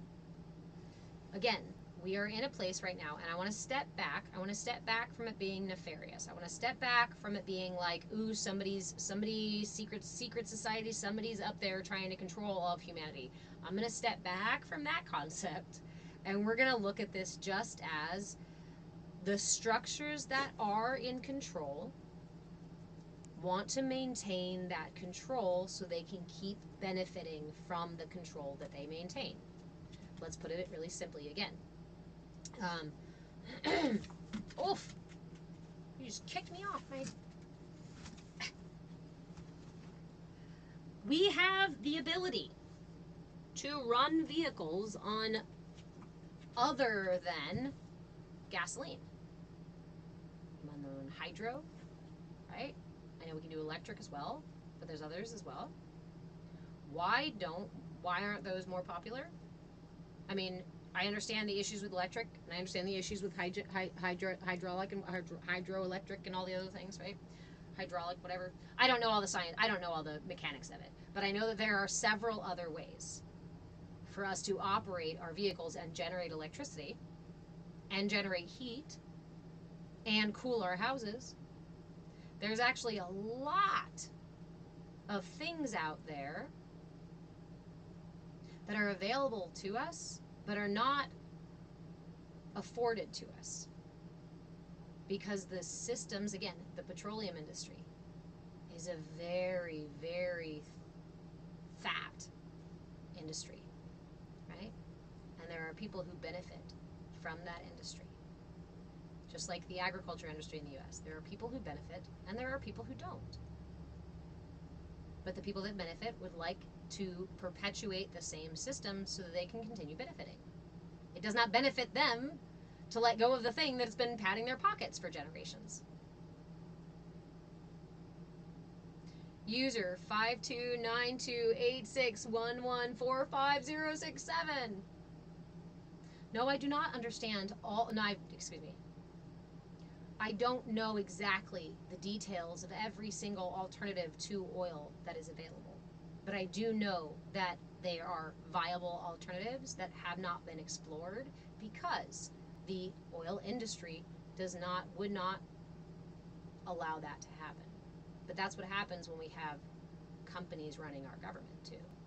Because then they can change things so that these other companies and these other alternatives are not available. Thank you, Lev. Nikola Tesla designed working free energy devices in the 1800s. There are cooling systems that have been devised and built for long before we had electricity. But we are sold the things that benefit the people that are harvesting our resources. User, because of mass death, because petroleum isn't doing that. Okay. You're a magical pizza in the past life. I love that.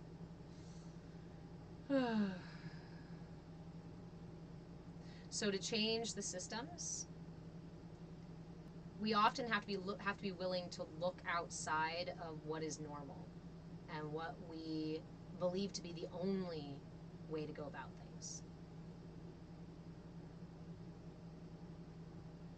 The only way to go about things there is not an only way. The systems, the structures that we currently live within are ones that were created. And if they were created, then we can choose other ways. Chrissy Joe, yeah. If anybody wants to invite me to their live where they explain the science of alternative means of power and vehicles and stuff like that, I'd be more than happy to join you. I would love to learn. I'd love to discover those things, to learn more about them. I'm also okay with knowing what I know. And if you don't want to enlighten me, that's okay. It's not your job to do so. I can explore deeper if I want to.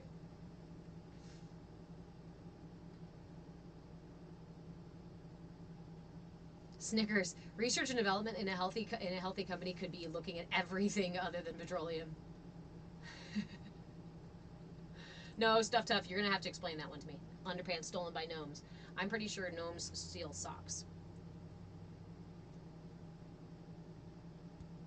So we have to be willing to, again, see the possibility outside of the current structures. We have to be willing to be curious and experiment and playful. We have to be willing to think outside the boxes we've been told is the entirety of our existence. You staying in the box benefits somebody other than you. You staying in the box rarely benefits you.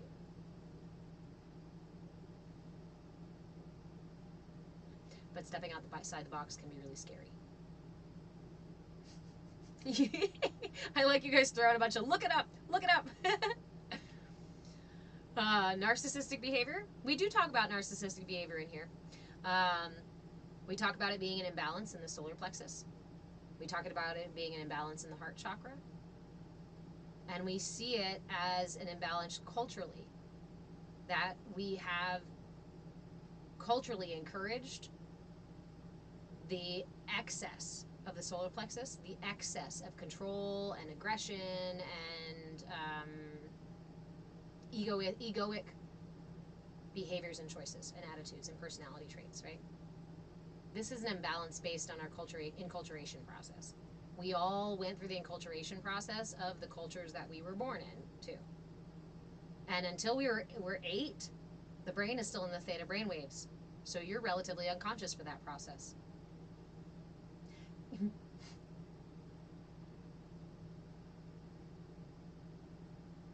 Bill,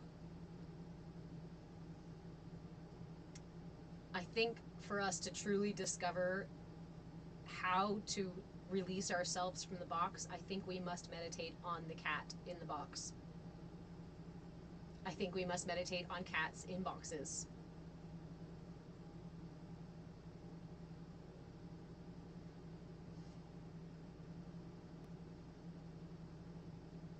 Some of you guys are really good at like knocking down every single one of my mental pirates with a joke or with something funny. And they're just like rolling around on the deck fucking laughing right now about cats in boxes. And I just can't. I just keep getting all these images of cats in boxes and in bags and like jumping through things and out of things and how the fuck they get in and out. I know. Bill!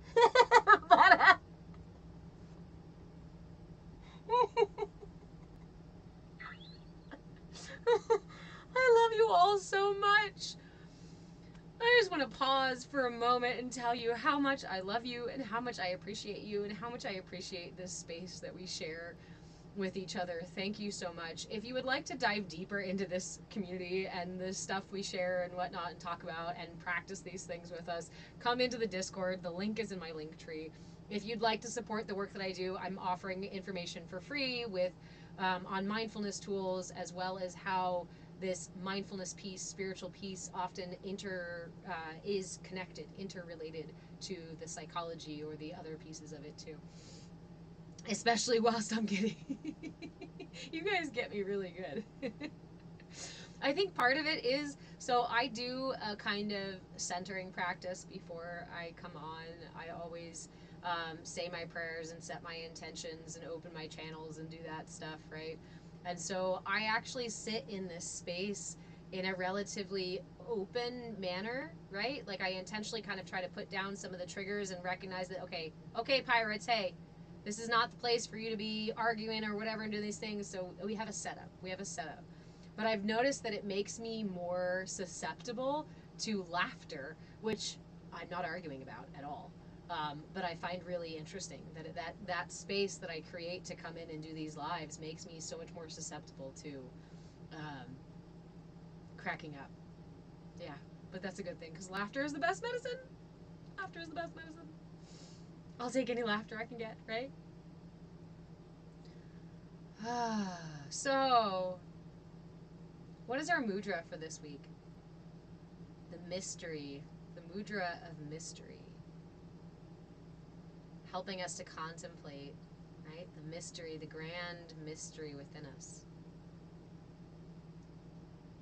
Lev, yeah, I laugh a lot faster than I get upset these days. Me too.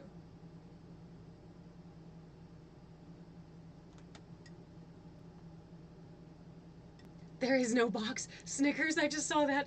There is no box. Yes, yes, yes. Okay, yes. Yes, and. It would be like trying to tell Neo before he took the pill that there was a matrix, right? When you try to tell somebody there's no box when they're sitting inside of a box, they're like, fuck you, I'm inside of a box. And this is often how we lose people to do this work for themselves, because we try to go really far ahead of like, oh, the cognitive dissonance that you're experiencing is not allowing you to see the truth that there is no actual box around you, and this is all personally manifested. You did it. It's all you. Now just step out of the box. Obviously, right? I mean, I love you, and I'm not like, you know, anything Snickers. It's just it's funny because I like that you said you guys, your little dynamic here, childless cat dad. The allegory of the cave is one of my favorite ways to talk about it.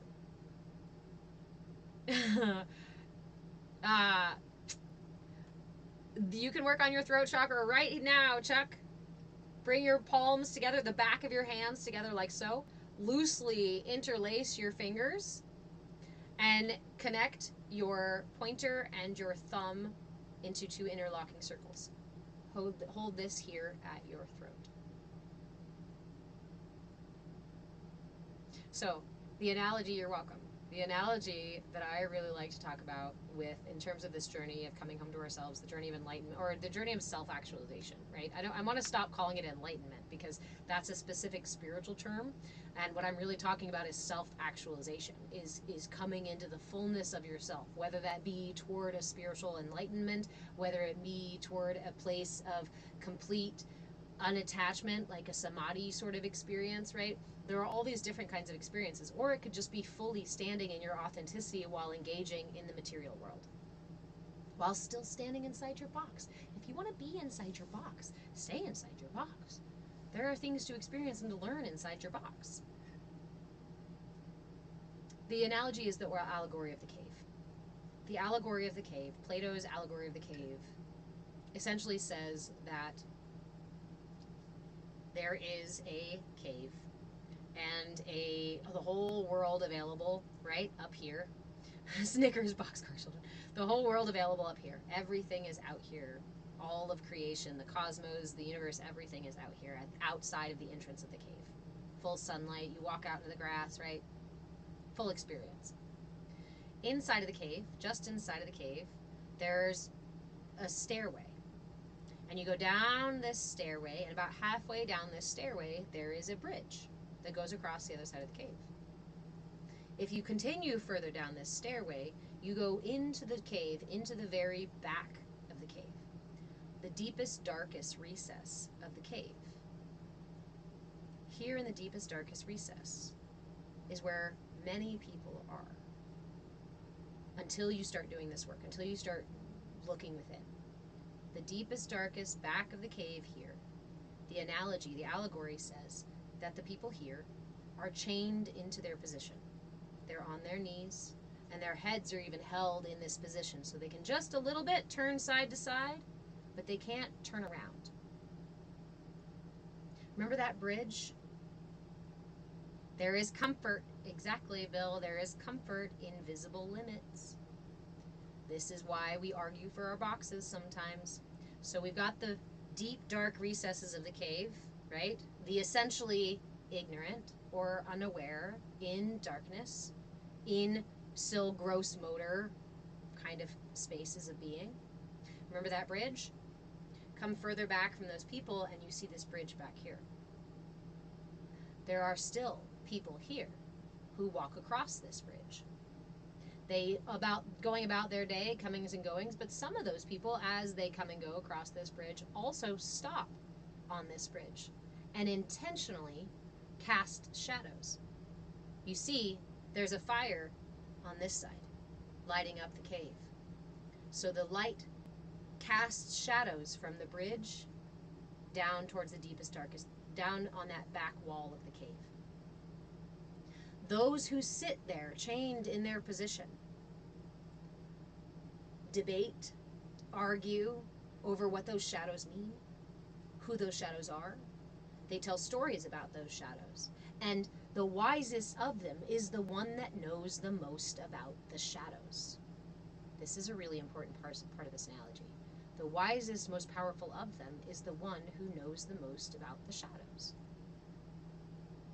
who is most knowledgeable about the truth in about the manipulation itself, about the illusion, right? And who do you think those are coming and going across that bridge? The powers that be that would keep you manipulated because they are benefiting from you being manipulated. They are the ones casting shadows intentionally. We can also expand the analogy a little bit and talk about the way we manipulate each other by casting shadows and engaging with the illusion. But that requires an awareness of the illusion itself, of being stuck in the illusion. Further beyond this bridge, again, we go back up the stairway and out the cave. Out the cave is enlightenment, or self-actualization, or samadhi, or whatever you want to call it. Heaven, right? Whatever you want to call the highest state of being. That is outside of the cave.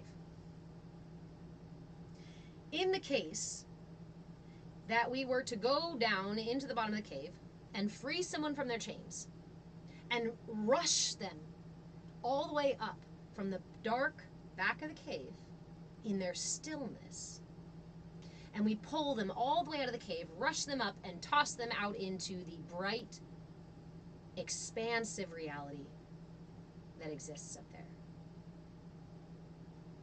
Just for a moment, imagine this happening to you. How do you think you would respond? You go from stationary, quiet, somewhat quiet, right, with echoes and stuff around you in a smaller space, a lot darker, knowing only that space.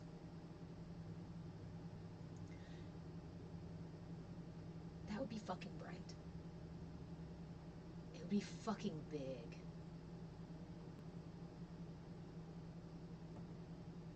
I feel like we see some of that with people wandering in here. Somewhat yes, right? Somewhat yes. Although I don't think I would put myself all the way outside of the cave. We're somewhere like on the stairway or something, chatting about this stuff and being like, you see those steps? We're just going to make our way up the steps and continue. But we do. We see some people come in and argue for the shadows, and argue for the chains, and argue for the limitations of the deep, dark part of the cave. And we want to make sure that we don't approach that with arrogance, though, right? Because when somebody is arguing for their limitations, that is what they know, and that is their truth. And I was there too. You were there too. Whatever got us out of there, I can be grateful for, and it can give me compassion for the people who are still struggling to explain the illusion, still struggling to right the illusion within them. The reason you find sometimes people holding on very strong to their illusion is because it is their truth. And to ask someone to completely change their truth in an instant is near impossible without a real fucking awakening kind of moment, right? And the person has to be willing to let go of that sense of security, and that can be really hard to ask too. I'm holding on to my disillusion till the end, Vada. I love you.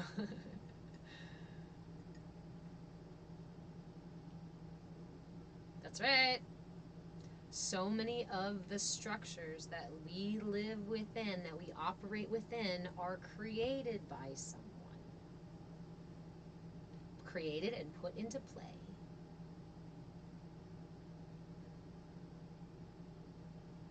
To continue manipulating. Why? What's the why? Let's just keep it as nice and simple as harvest our resources. Right? My attention is a resource. My time, my money, these are all resources that the system seeks to harvest from me. And we can go a whole lot deeper. Thank you guys for the follows. We can go a whole lot deeper and take it down to a quantum level. My attention, what is my attention? My attention is light, is a kind of light that I focus on this or that or something else. And we understand on a quantum level that by focusing my attention on something, I change it on a molecular level.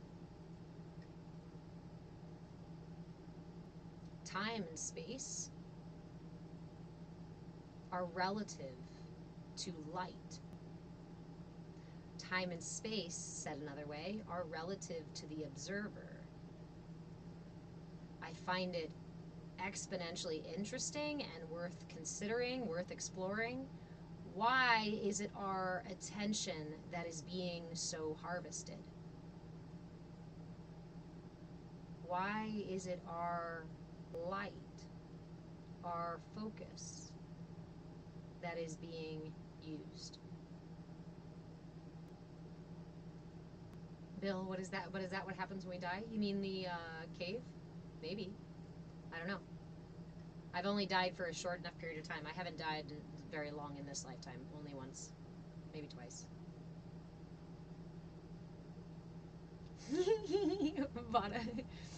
Because they need our low vibes for their they need our low vibes for their tummies. Kind of like parasites. Kind of like parasites. They feed off of a dense energy. But why are they feeding off of a dense energy? Because they are existing in the dense energy, and the dense energy needs to be fed again and again and again. We are light beings intended to survive on much more expansive, lighter energies. What is the, we can look at the scale of resonance of frequency with the different energies that we emit through our different states of being. When we are in these lower anger, greed, manipulation, these kinds of energies, these are dense, lowering, heavier energies. As we self-actualize, what happens? Thank you, friend. As we self-actualize, what happens is that that energy gets pulled up into a higher frequency. This is what the idea of rise above is to rise your energy up. What are these lower chakras concerned with? Survival, nourishment, my ability to interact with the world. What are these chakras concerned with? Higher states of being and knowing, a unity with the whole.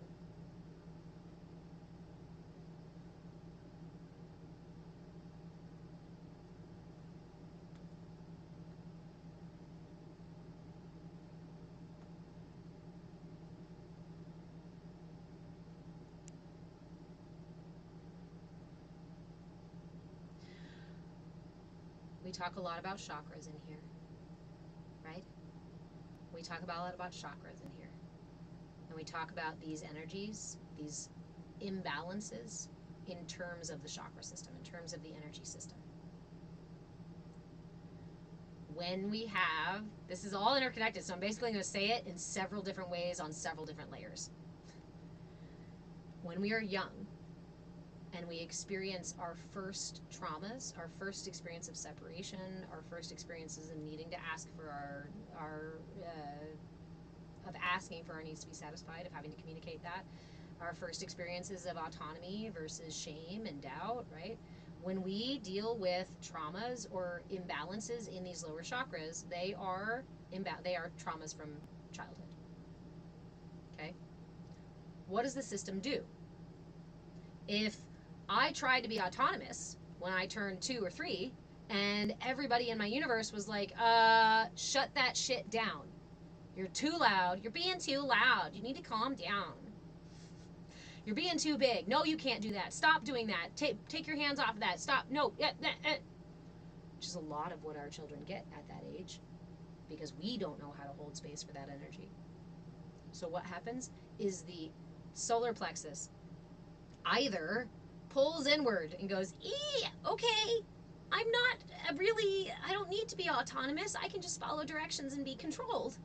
That's easier and safer than me trying to be autonomous and getting shut down. The enculturation process prepares us for sitting inside that box and staying inside that box. As a culture, we throw our lower chakras into imbalance by perpetuating the same standards that have been continuing to do that for generations previous. And so what does that do? It sets us up as adults. I don't feel secure in my body or in my life. I'm not sure if I really have a right to exist. I don't know why I'm here. Root chakra. I'm trying everything I can to get my needs met through work, through earning money the way you tell me to buying the foods you tell me to, and they're just not satisfying me at all. The food I'm eating is actually making me sick. And in terms of nourishment, in terms of my relationships, because your sacral chakra is about your relationships too, I struggle to connect with others. I struggle to experience pleasure because you've told me pleasure is bad and sinful. So either I struggle to receive it at all or experience it all, or I go obsessively looking for it. Imbalance. I don't feel like I can get my needs met. The universe doesn't meet my needs, so I'm constantly clamoring to meet my needs. Solar plexus. My center for will, my center for my ability to protect myself and say, stop, this is my safe space. I'm allowed to have safe space. I get to have some sort of say about my reality, about what happens in my world. And when I feel like shutting the door in your face because you're not allowed in here, I can shut that fucking door. But instead, we go, oh, I'm sorry. That I shouldn't say what I want. I shouldn't be too loud. I will just go ahead and sit down and follow orders. I will be a good little student and stay inside my box. Cosmic Garden Dance, much love to you too. So this is just the 3 lower chakras. That is just until the age of like 5. That's the first 5 years of your life. And usually the first 5 years is kind of the difficult part, right? For a lot of us as parents. Either we don't know what our kids want, so we don't know how to communicate with them, or we don't know how to deal with this big energy and all that kind of stuff. We talk about it literally like the terrible twos. Our culture sets us up for imbalance in these chakras. And then our system, being a finite system, it is used to finite things. Hey, Skooma, it's used to finite things. So my body lives on food, right? Food and water. When I eat that food, it's a finite experience. The food is perishable. I chew it, it breaks it down, it gets assimilated through my system, and nutrients, move from my digestive and move from my whatever it is. You get it. It all moves through, and then it passes. It's a finite energy. It's a finite thing. That is how our bodies are finite. So our bodies are like, oh, I need finite things. Our bodies are not the wiser, infinite self. Our bodies are the finite self. So the finite self, in this imbalance, says, oh, shit. I have very little control over my life. I have very little confidence in my ability to control my life or set boundaries or be authoritative or even Tarian about my life, right? I don't have much willpower. I don't have much strength here. I don't have much self-esteem here. So what am I going to do? If I have a deficiency here, what am I going to do to seek to satisfy it? I may choose people in my life. I might choose a relationship with somebody who is very controlling. And I might enjoy being under their control. Why? Because of an imbalance in my solar plexus and potentially in my other chakras as well, but an imbalance in my chakras, in my energy field. The reason they feel so safe in their excess of control is because they have an excess of control and it satisfies my lack of it. This is how we end up with like the twin flame, codependent sort of relationships. Can you use a twin flame relationship to offer growth and understanding and to help you see your imbalances? 100%. Do people do that? I don't see it very often. I see a lot of codependent or like twin flames where everybody's like just puzzling into their imbalances. It's like, I have a deficient solar plexus and you've got a huge solar plexus. Come into my space. Oh, look, I have a huge open heart chakra. Oh, look, yours is deficient. Well, come into my space. This is the twin flame thing. You and I are exactly at the right imbalances to fit each other, and often perpetuate that imbalance. We can also seek to satisfy these things from addictions, from substances, from behaviors, from a variety of finite ways. What it does is it puts us, let's use another analogy, Maslow's hierarchy of needs. Oh, wait a minute.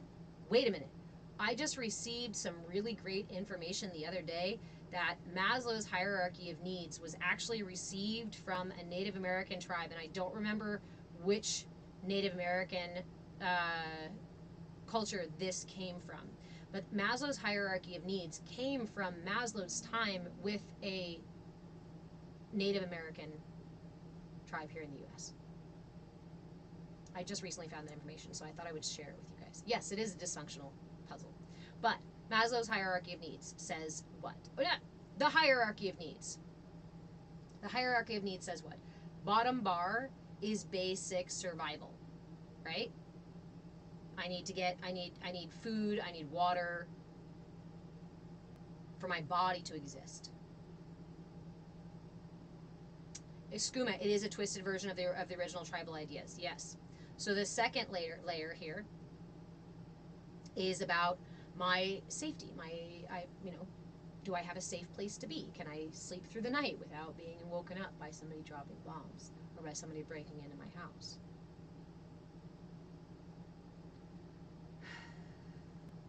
The next layer up is our relationships.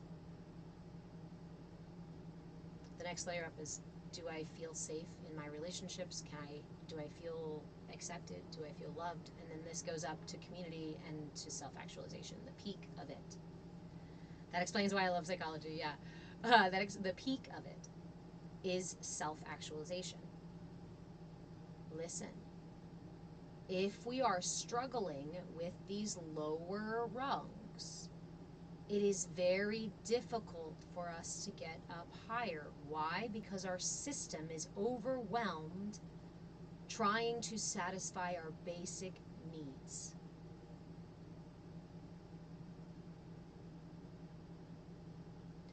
And we have a system that perpetuates the falsification of those needs, false satisfaction of those needs.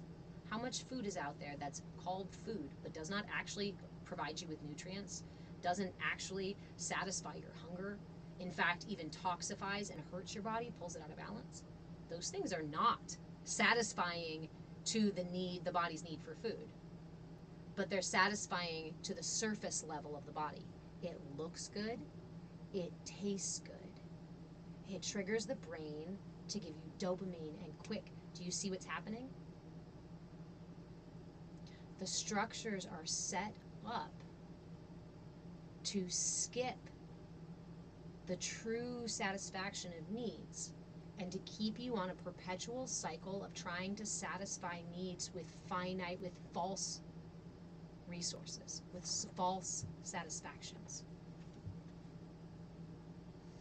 Prince, you are welcome to in this space. Hello, my friend. This is a CAYA space. CAYA stands for Come As You Are, because authenticity is really the goal here. We want everybody to reach that place of self-actualization.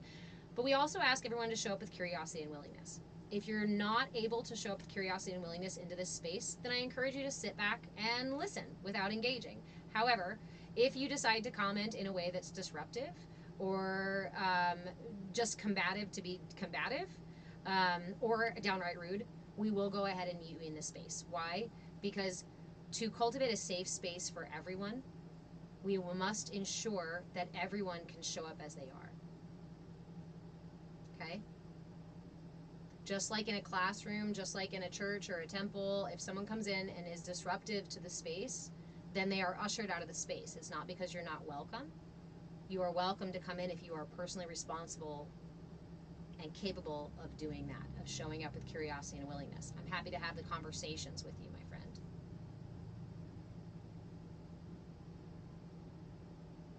Hey, Ashley.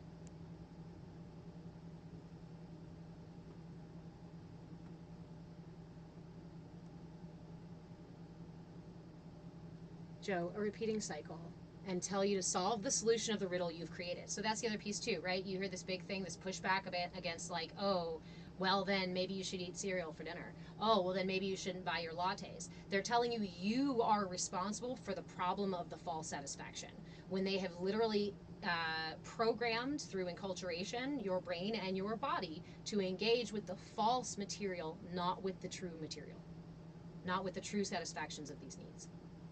And that's the big misdirection. That's the big manipulation, is that you have been put through an enculturation process unconsciously, and oftentimes for generations unconsciously, that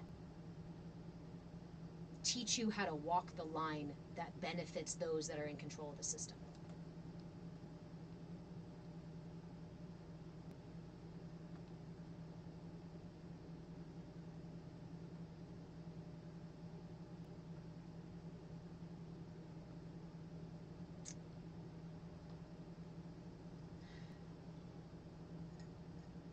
They serve a myriad of complex roles, exactly, some that we are still discovering. If you would like to explore the science of this, I am not going to sit here and repeat it all. I don't know it all. I don't have it all at reference at the top of my head, right?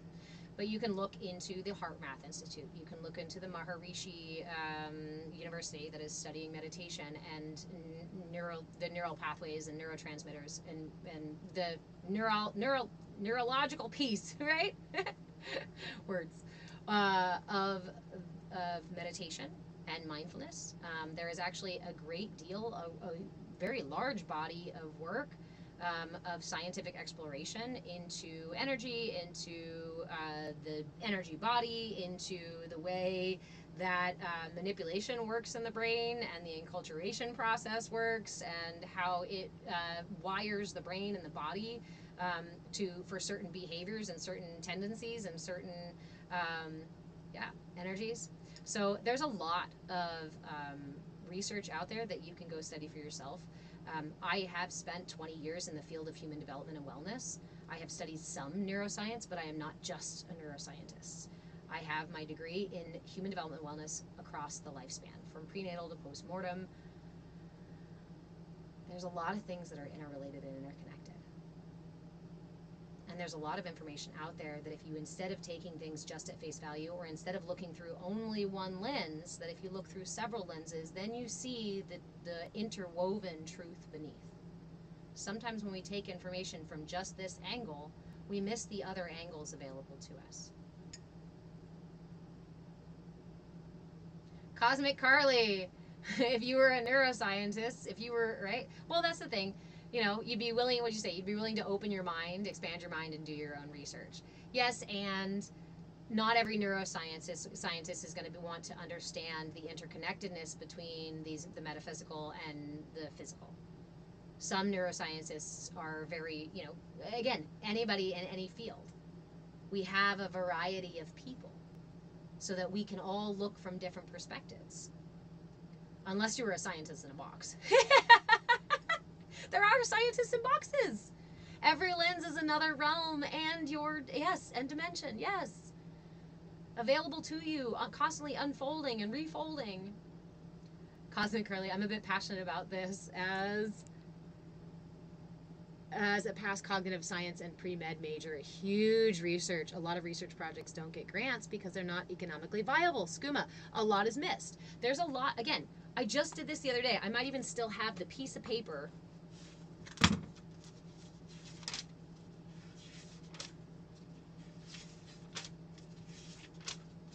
where I wrote down, no I didn't.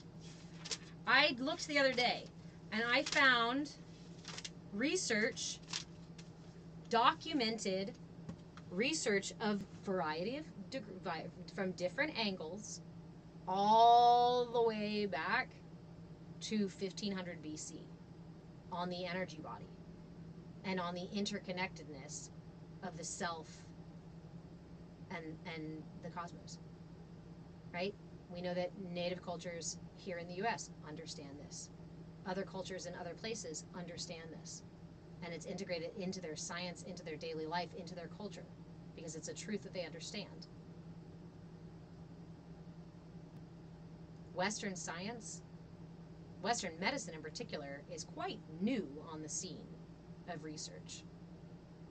And it's funny because it's touted as like, oh, this is the only way, and if we can't prove it by science, well, then it doesn't exist. But my favorite quote from an environmental science teacher who was a scientist himself and did his own stuff right before he became a teacher. He had a career before he became a teacher as a scientist. He says, he asked us the first day of class, define a fact. What is a fact? And we all diligently, like college students, right, wrote down what we thought a fact was. We defined a fact as best we could. Of course, none of us had the answer he was looking for, because his response was, a fact is only a fact because it hasn't been proven wrong yet. Now that's a bold statement, right? You might immediately be like, wait a minute. But it comes from the understanding that Western science and the way that we use it, we cannot empirically prove something forever true, forever correct. We can keep testing it again and again and again and again and again, and those can be correct. Yes, it's true. It's true. Gravity is true. Gravity is true. Gravity is true. Gravity is true. Until that one test someday, somewhere that goes, oh shit, there is an exception. You might not find that exception for hundreds or millions of years. Again, we go back to how limited our perception is and our understanding is, and how limited our tools, which come from our own perception, are. Yes, they can enhance our perception, but they are still limited by our own facilities. So the arrogance that comes with sometimes scientific study or medical science and things like that, where people are like, I read the DSM.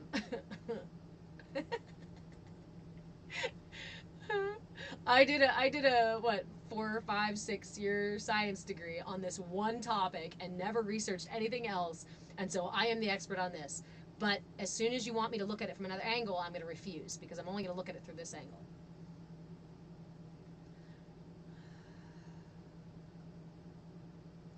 Thank you, Leb. Another way to say that. Science only advances by finding something new or proving itself wrong. That is the point of science, is to prove the things wrong.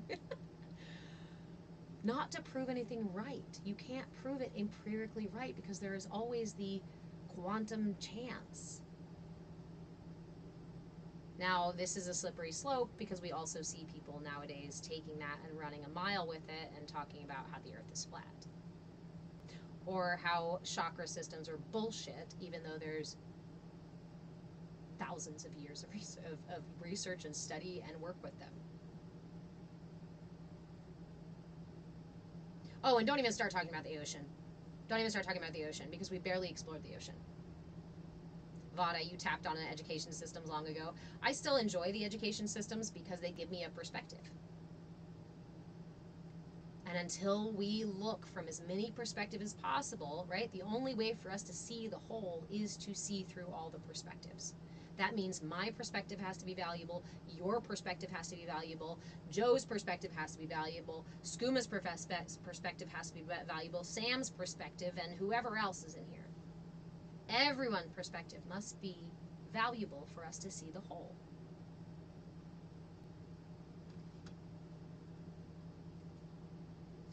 Leb, it's also logically and scientifically impossible to prove non-existence.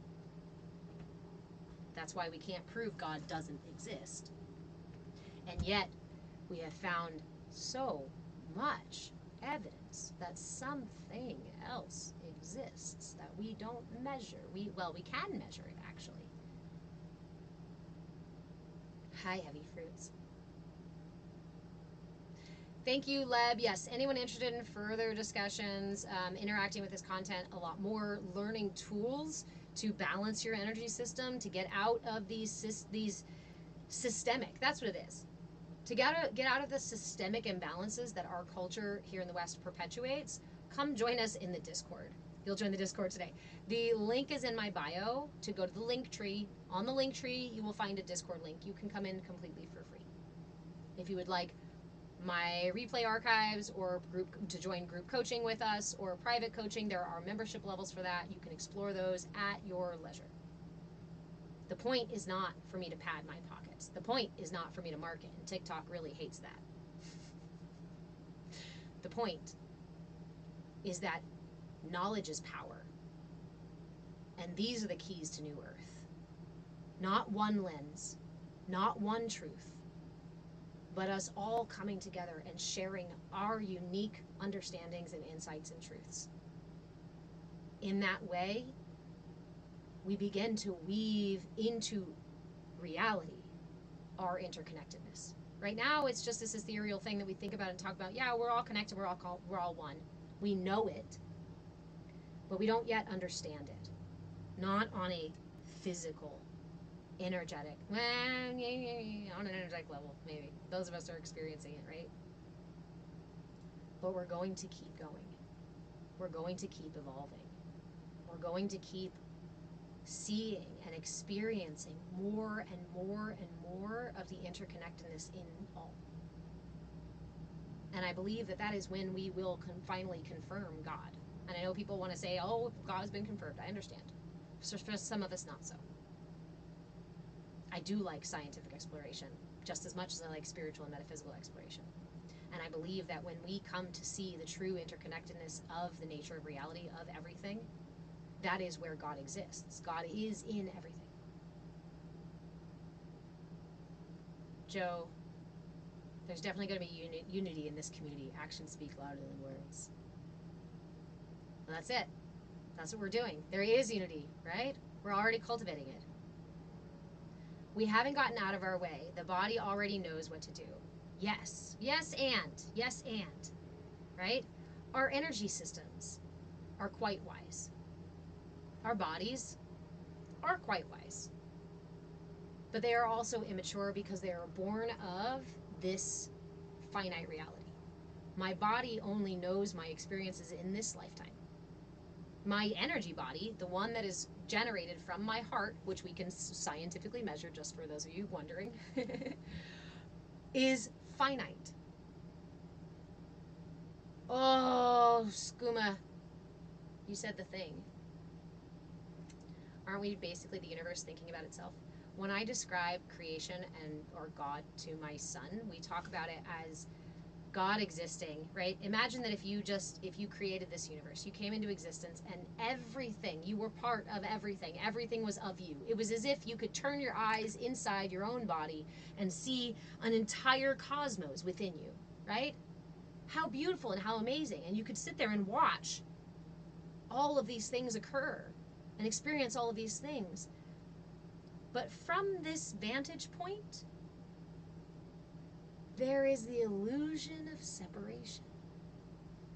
What if God experienced the illusion of separation and wanted to come home to itself, and so manifested into creation all of these tiny moments of desire to come home to self? If you saw love existing elsewhere and wanted to experience that, you'd have to experience not feeling loved. If you wanted to come home to yourself, you have to leave home first.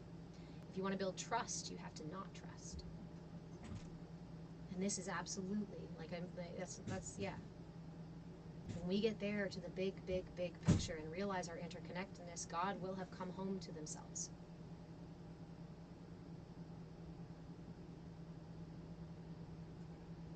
Sunshine, I'm going to echo that. Realizing the power of my soul, energy, and consciousness is everything. Individuation to unification. Leb, I think it's a cycle. I don't think it's the first time it's happened, and I don't think it's the last time it's going to happen. I think there is an experience. Actually, damn, you guys are going to get me down into some of my theories about the universe and about the creation of the next universes that each of us. So there's one concept that talks about this universe as a sound, right? And as an individual, actually, as Sophia. If you've heard the idea that the universe is Sophia, is a feminine expression of a sound, of an energy. In meditations, in looking at the process of enlightenment, I understand enlightenment or self-actualization to have a kind of gravity to it. It is a universe in and of itself. Before I do the work, I am on the edges of this process. I am operating in illusion and in ignorance, and I do not even fathom of the fact that there is anything deeper to my reality than the surface level stuff.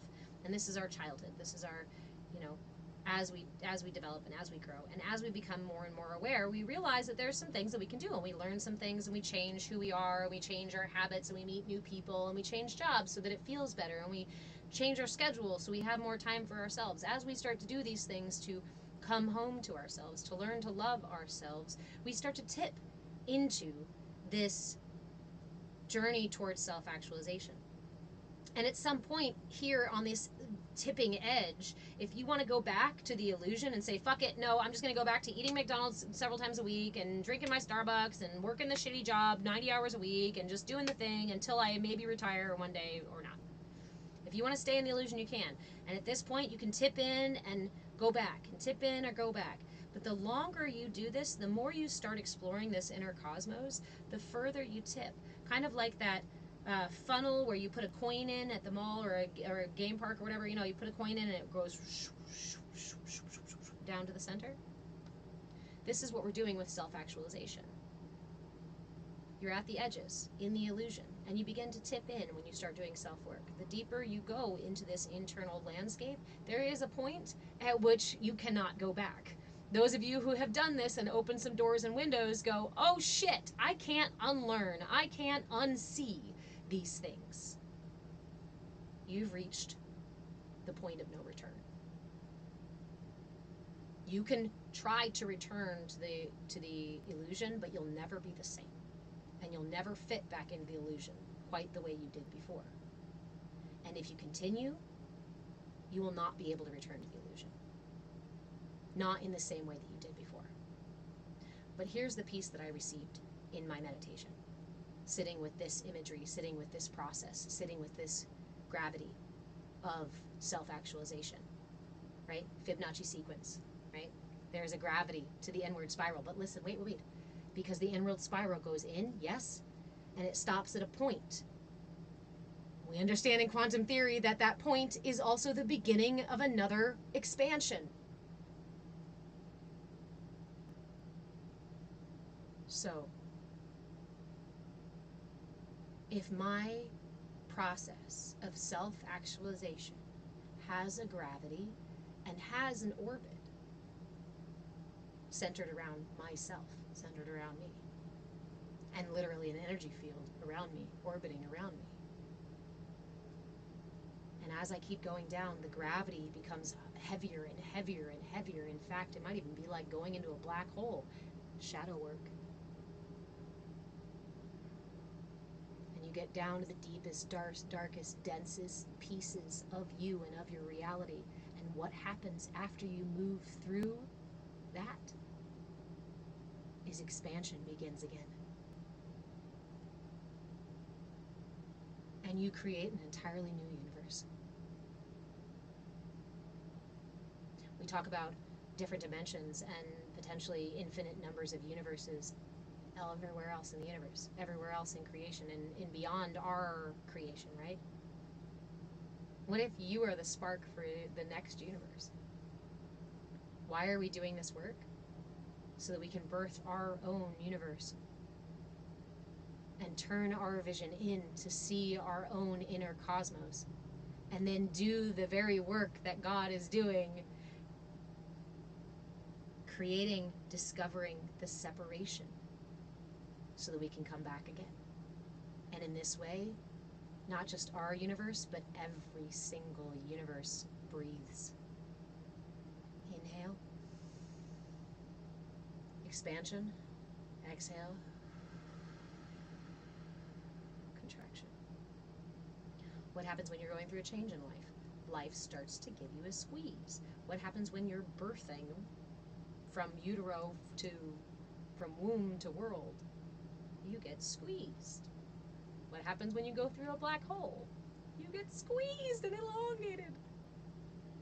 And our experience of time and space change. If you've ever been through the labor process, you know the experience of time and space change. When we are in meditation, time and space feel different. Spaghettification. Long enough. So,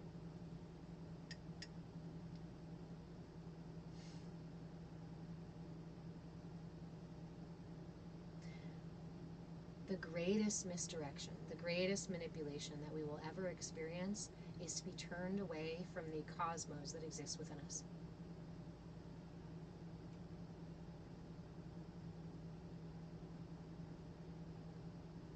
Deanna, I am in this world and not of it. Lev. I must be pretty close to black hole. I'm pretty tall and skinny already. I was thinking the same thing the other day. Yes, I am in this world but not of it. And it really bothered me the other day, actually, when not the other day, never mind, okay. My pirates redirected me and I wasn't allowed to say that. So, okay.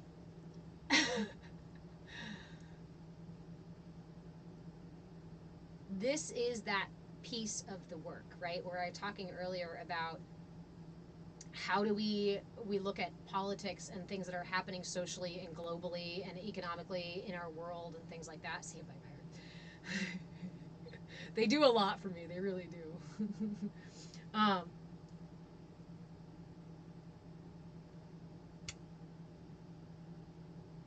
I forgot. I lost it. Now they're just poking buttons on the thing up there. Not of this world.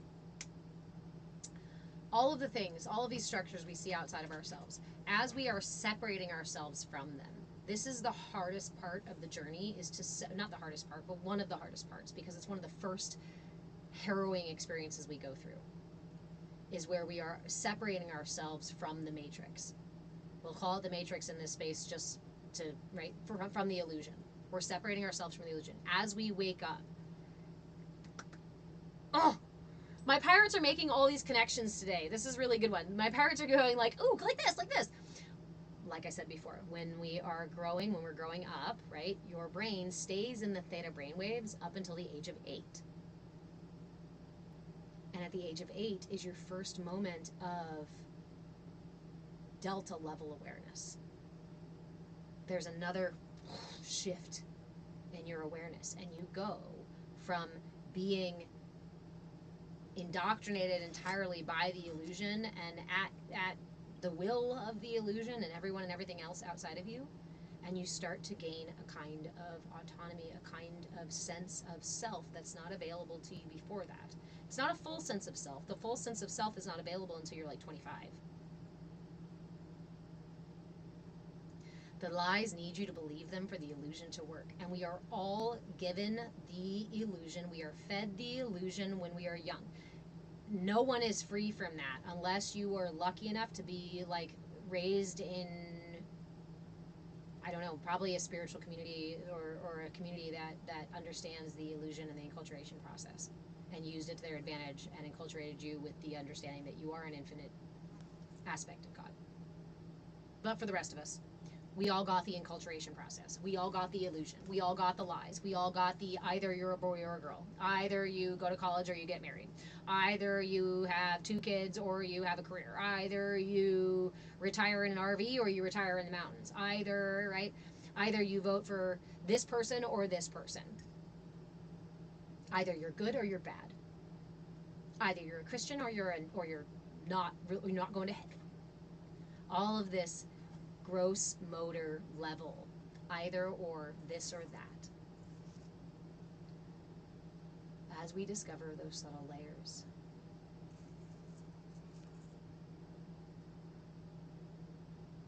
as we discover these subtle layers, as we become more aware, there are several times in our development where we will recognize the lies and we will question them. Children are very good at seeing the discrepancy in those truths versus lies, and children actually have deep inner truths within them. Often why they fight back against our bullshit illusion when they are in those early stages. And we tell them, nope, you've got to fit inside the illusion. And the truth is that part of it is kind of true. If the goal here is to come back home to self, you have to be ignorant first. And so we start as these ignorant beings, not completely blank slates, just ignorant of our illusion. And they learn our illusion so that they can operate within our illusion. But several times when those lies wave a red flag in front of you, what do? We go, oh, I got to create cognitive dissonance. I've got to fortify my mind and my body. I've got to fortify this so that I am not thrown off track by my inner truth. But we don't have that conversation. Instead, we go, oh, my brain is just making up bullshit. Oh, my body is just having a bad whatever. I just have stomach, I have an ass reflux, or I have this or that or that and that. That comes from ignoring your system and ignoring your truth.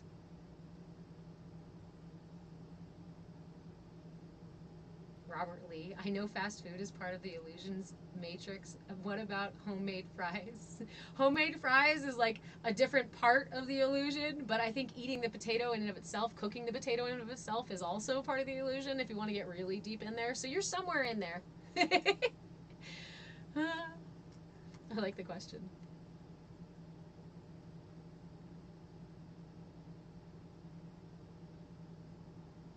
Ooh, Vada, really beautiful reflection there.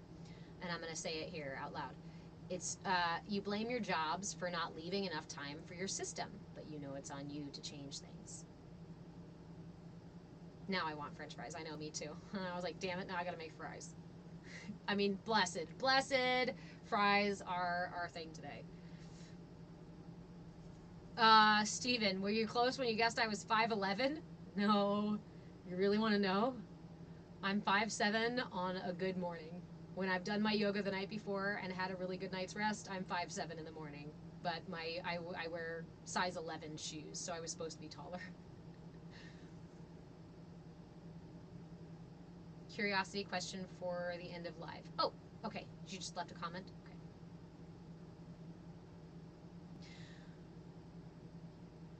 Usually when we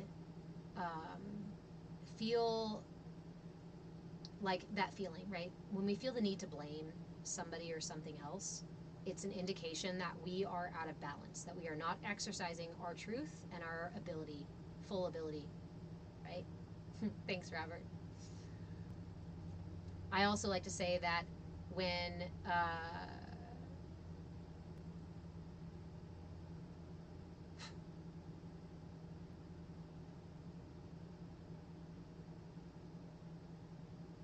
justification, when I'm feeling justified in being an asshole to somebody, when I'm feeling justified in doing something snarky, right, saying something mean, whatever, or doing something dishonest, that justification has a particular feeling.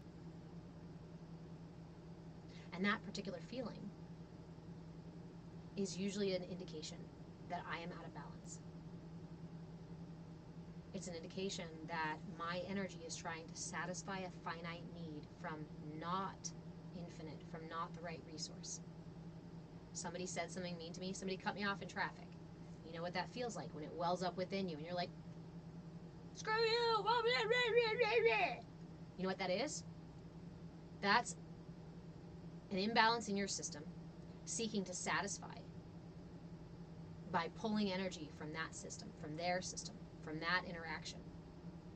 You notice when you're angry at somebody and you get they don't respond to your nasty comment or your bird, you flip them, right? We have this impetus to push harder. If we say something mean to somebody and they just roll it off, we have this bigger, right? That is the energy groping, pulling. No, give me your energy. Give me your energy. Pull. Because my system needs to be satisfied by pulling your energy. Just like back again, coming in several times, not to add to or engage in the conversation, just to pull energy out of the space. Just to pull energy by having their name said and recognized. By having a discussion about something that has nothing to do with what's in here.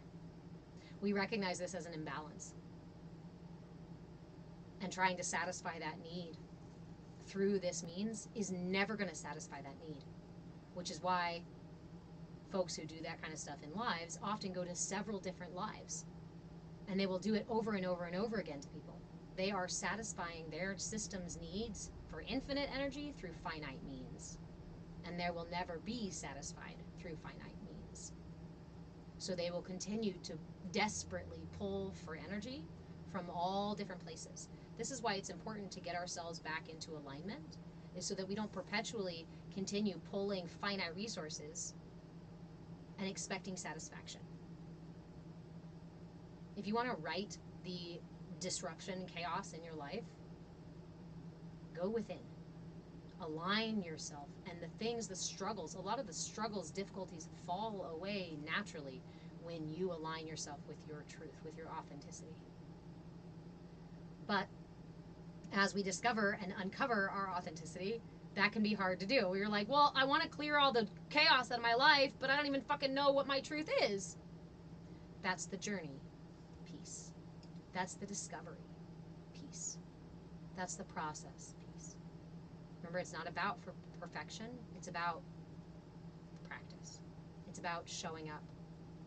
It's about cultivating presence in every moment so that you can be with your system, with your truth in the moment. You're never going to discover your truth if you're not listening. If you never take the time to listen. In fact, the body will start yelling and screaming at you because you're not listening.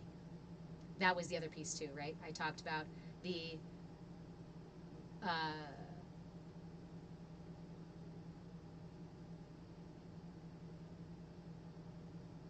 pirates are on it today.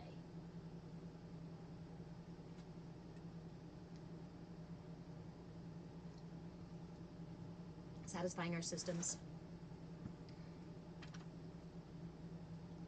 Pushing and pulling on finite energy. Constantly seeking to satisfy our systems with finite energy through immature means, ignorant means, usually ignorant. Oh, ignorant because we don't know any other way. Ignorance is not an insult. Ignorance is just a statement of, right, information available, knowledge, understanding available. Yes? How much longer? Oh, it's after 1 o'clock. I can actually go ahead and close up. You ready to have lunch? Not yet. Okay, what do you need? Not dinner early. Okay, then it's not time for interruption, mijo, por favor. I don't need.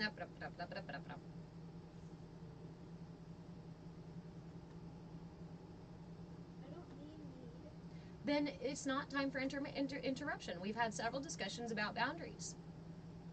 And this is one of those that you agree to, and then when I'm in this space, you come to me with things that are not imperative right now.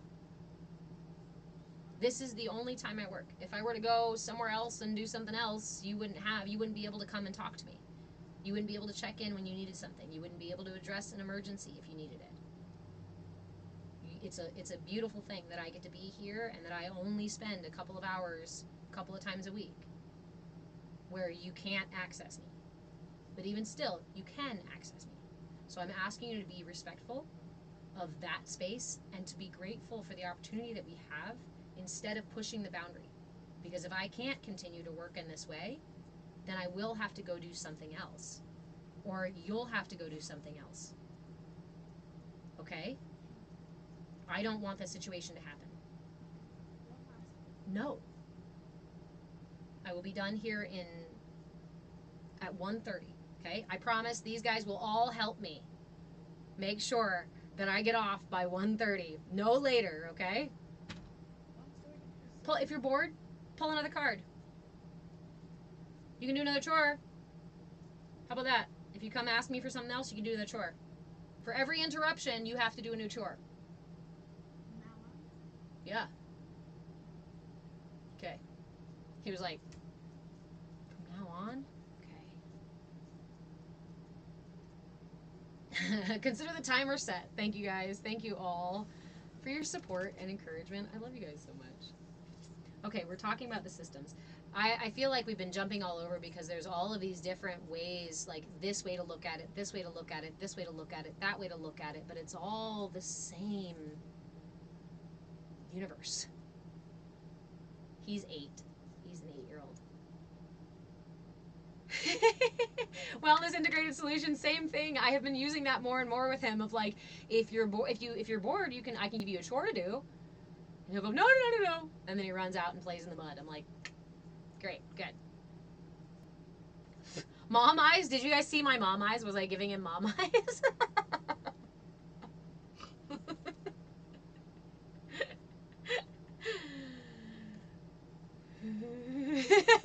Snickers, they do. My pirates do tell me the same things. They do. You want to see what? My mom eyes? No. No. I save those. Those are only used. You will see them. Occasionally you will see them in here when somebody comes in and triggers one of the pirates, and I let the pirates take the helm. You'll hear me scold. You'll hear me go mom eyes on you.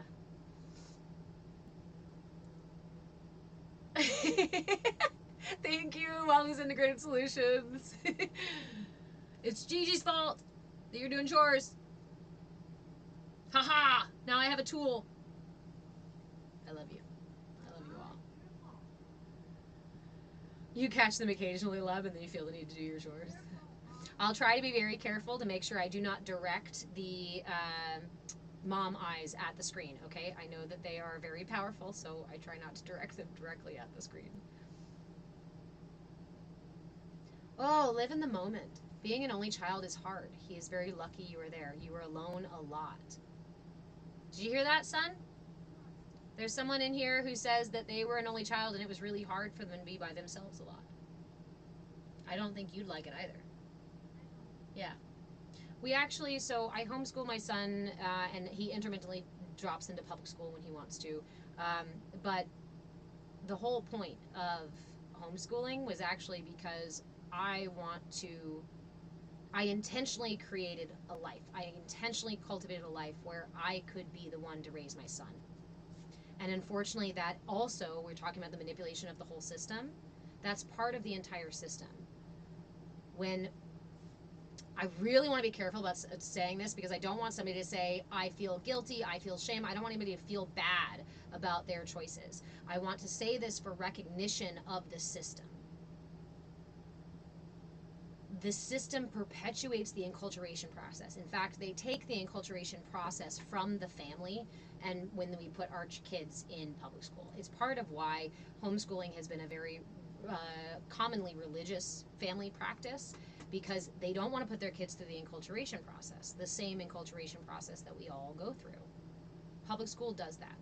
Public school was intentionally invented, several generations ago, with the intent of twofold. One, giving the parents more time, more free time to work for the system, work for the industrial, whatever, the companies, and to teach the kids how to be diligent workers, to teach the kids how to assimilate into the culture. Rockefeller, yes, the Rockefeller family. The Rockefeller family was actually responsible for the the current banking system, the current schooling system, as well as a variety of other things. But and I know, and I want to say this also, acknowledging that homeschool is not available to everyone right here, right now. So again, this is not intended with any intention to create or cultivate shame or guilt. And in fact, pause for a moment if you are feeling shame or guilt at all about how you have raised your children, or where they're at right now, or any of that. I want you to pause, please, and bring your right hand to your solar plexus, left hand to your sacral chakra. So essentially your right hand is above your belly button and your left hand is below your belly button. Take 3 deep breaths with me. Inhale through the nose and pull the breath all the way into the belly. Hold. And when you exhale, exhale all of the shame and guilt and tension that it creates in the body, in the breath, and in the mind. Inhale again, lifting the heart and lifting through the top of the head. Big deep breath. Hold the top. Let that breath swirl around your being in your inner cosmos, this cosmic wind clearing away anything stuck, anything rigid, and go ahead and exhale and let everything go. Whatever no longer serves you, let that shit go.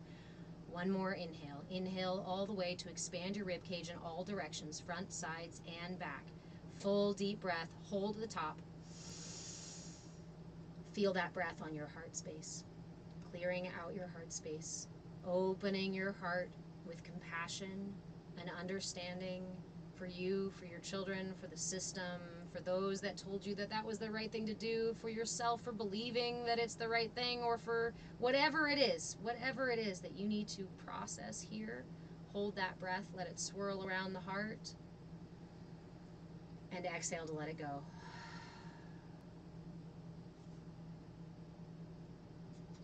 Anytime, shame or guilt comes up, I encourage you to come back to this practice.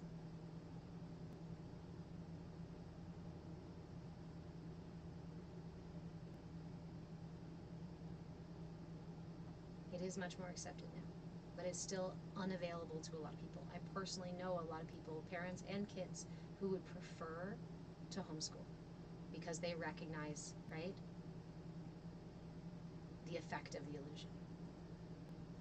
And I know that this is something that some people are struggling with right now. And I just want to acknowledge, again, remember that today is today. Yesterday was just a memory, the past is just a memory, and the future is an opportunity. It's a gift. Today is an opportunity. Tomorrow is a gift of another opportunity. We can start every day. We start right here. Every day, we start from right where we are at. If we attach shame and guilt to it, then we pull ourselves backwards. And I would love to encourage you to keep moving forwards. Sometimes it is 2 steps back, 1 step forward, 1 step back, 2 steps forward, fall backwards, leap forward, right? I get that it's an ebb and a flow. But I want to really encourage you to, when these emotions come up, especially the denser, darker, heavier energies, for you to just hold space. One of the most powerful things that you can do is to just hold space. And what you will discover if you hold space for your energy, for your feelings as they come up, is that they often are just like your breath. They have a rise, they have an inhale, and they have an exhale. Sometimes they stay with us longer. Sometimes they hold, but more often we hold them. Just like if we were to go and then hold the breath and be like, okay, is this a good enough breath? Why did this breath happen? Do I need this breath? Is this breath about that story that happened 10 years ago? And if I'm let go of this breath, is it going to happen to me again? Maybe I should sit here and hold this breath long enough so that that next bad breath doesn't happen again. We do that with our thoughts and we do that with our emotions.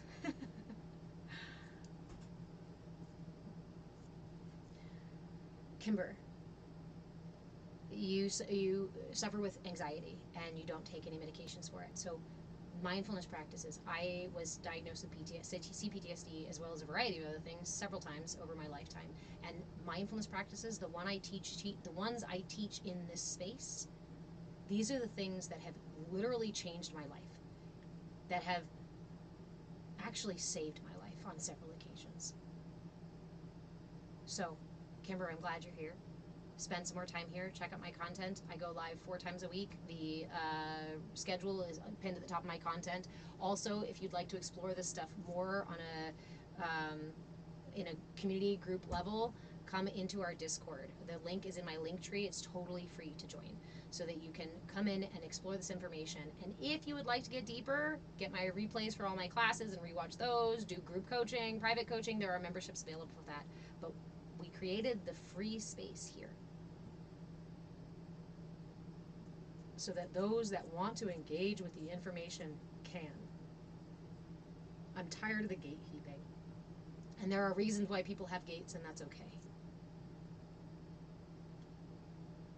In my truth, in discovering my authentic nature, the reality is that if we were sitting in the park, I'd be telling you all this anyway. If we were sitting at lunch, I'd be telling you this anyway. If we were in the grocery store, I would pause and give you this whole muscle testing thing. So if I caught you looking at the vitamins, right? I am that person that just gives the information away for free. So it was actually contrary to my truth to charge for the information itself. I charge for my time because that is extremely valuable, as you guys can see, right? I only have 15 minutes. I just caught my timer again. It's very valuable to me and to my son. So beyond that, the information is free.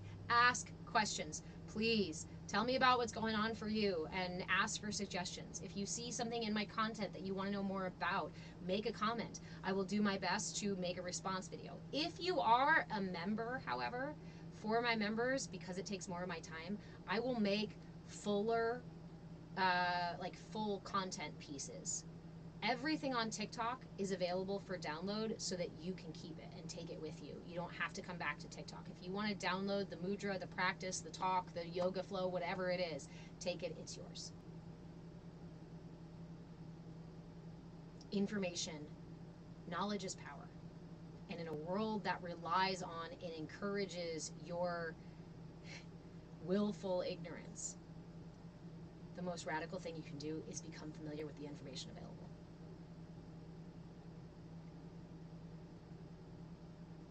Majestic Unicorn Dre, welcome.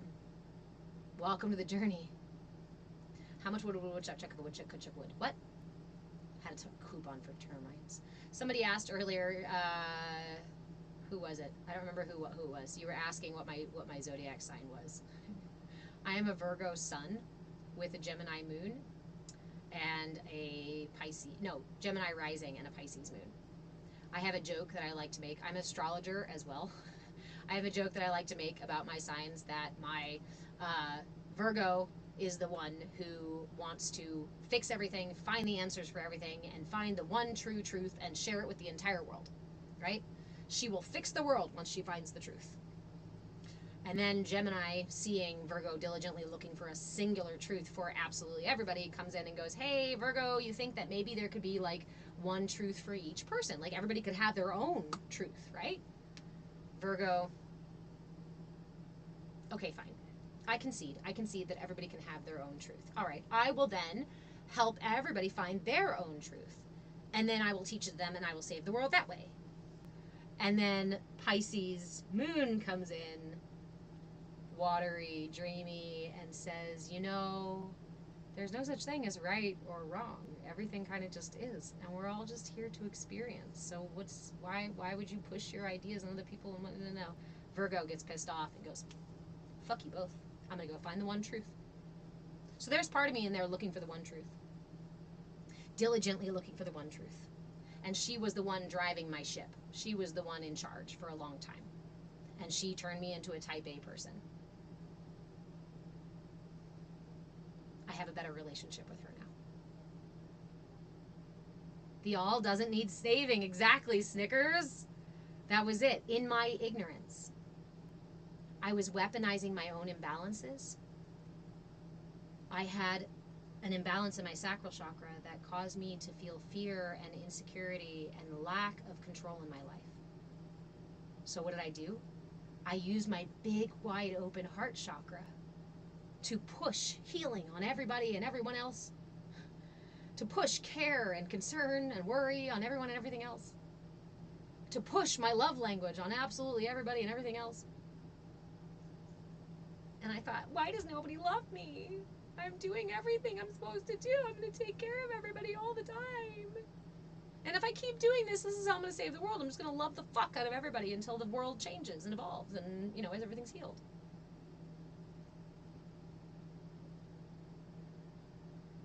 And then I realized what a disservice I was doing for others by trying to take on their baggage and saying, no, you're too weak to carry that. Let me carry it for you. No, you can't figure out that problem for yourself. I'll do it for you. No, you don't need to do dishes. Don't worry, I will do them all for you. I was always that one. But what a disservice. Because in my taking on those things for others, I was not acknowledging their strength, their intelligence, and their capacity to explore and discover and learn and move through these things on their own.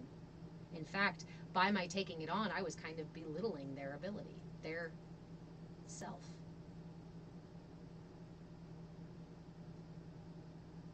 And when I realized that shifted Virgo a lot. Eli, the teacher, I've been addicted to helping. So true. It is an imbalance in and of itself. And when we find balance, what does that place of balance look like? That place of balance can look like, I see you in your struggle. I hear you in your suffering. And I also recognize how powerful you truly are, the potential that exists within you. So as your friend, as just another human, I will hold space for you. And I will see you in your strength and in your power. I will see you in your fullness and your alignment. I will see you in your highest self rather than condemn you to being broken, wrong, shitty, stupid, whatever these are the things that we often condemn others to be. Doing so does a disservice. But seeing each other in our fullness of the fullness of our capacity is like scaffolding. I don't have to lift you up, but I can stand beside you and talk about the tools that you need to build your own ladder to get out of the deep, dark well that you keep falling into. I know, I fall into mine sometimes too, even still. But I now have the ladder to get myself out. And that's changed everything. So again, this is not hyperbole, this is not smoke up your skirts. This is, I'm going to be 40 this year. And when I was 7, I met God. And I have been doing this exploration and trying to sort all the things. And now I'm here standing in my truth with the opportunity to share it with you. Much love to you, Leb. So, all right. Come join us in the Discord. It's a free space to explore this information without dealing with, randoms walking by, or with actually being able to get into a voice channel and chat more. We can do a whole lot more in the Discord space.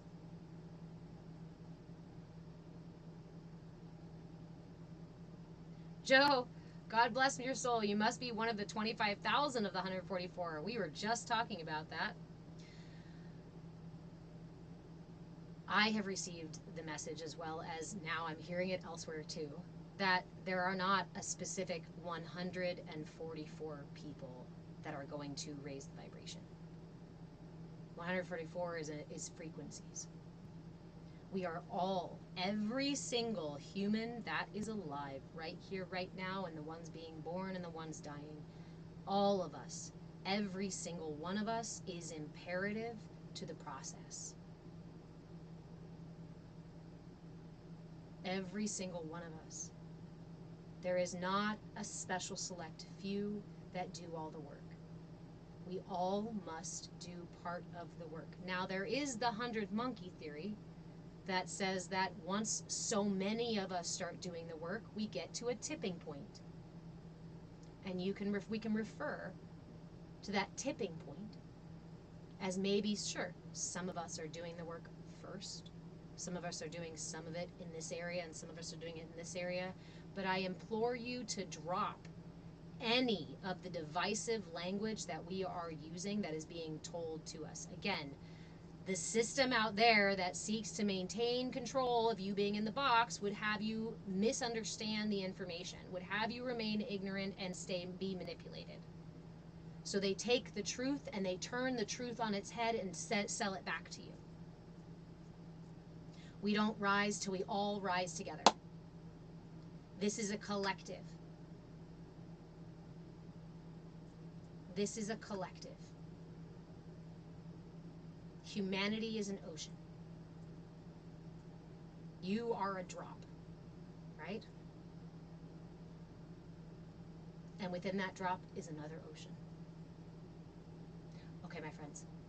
I love you very much. I do have to boogie, lest I be in trouble by breaking my agreement with my son. Okay. I love you all very much, and I will see you again on Friday morning. Come join me in the Discord if you don't want to wait until Friday. And I love you. Keep being great. All right. Good night, Instagram. I'll see you later. Good night, YouTube.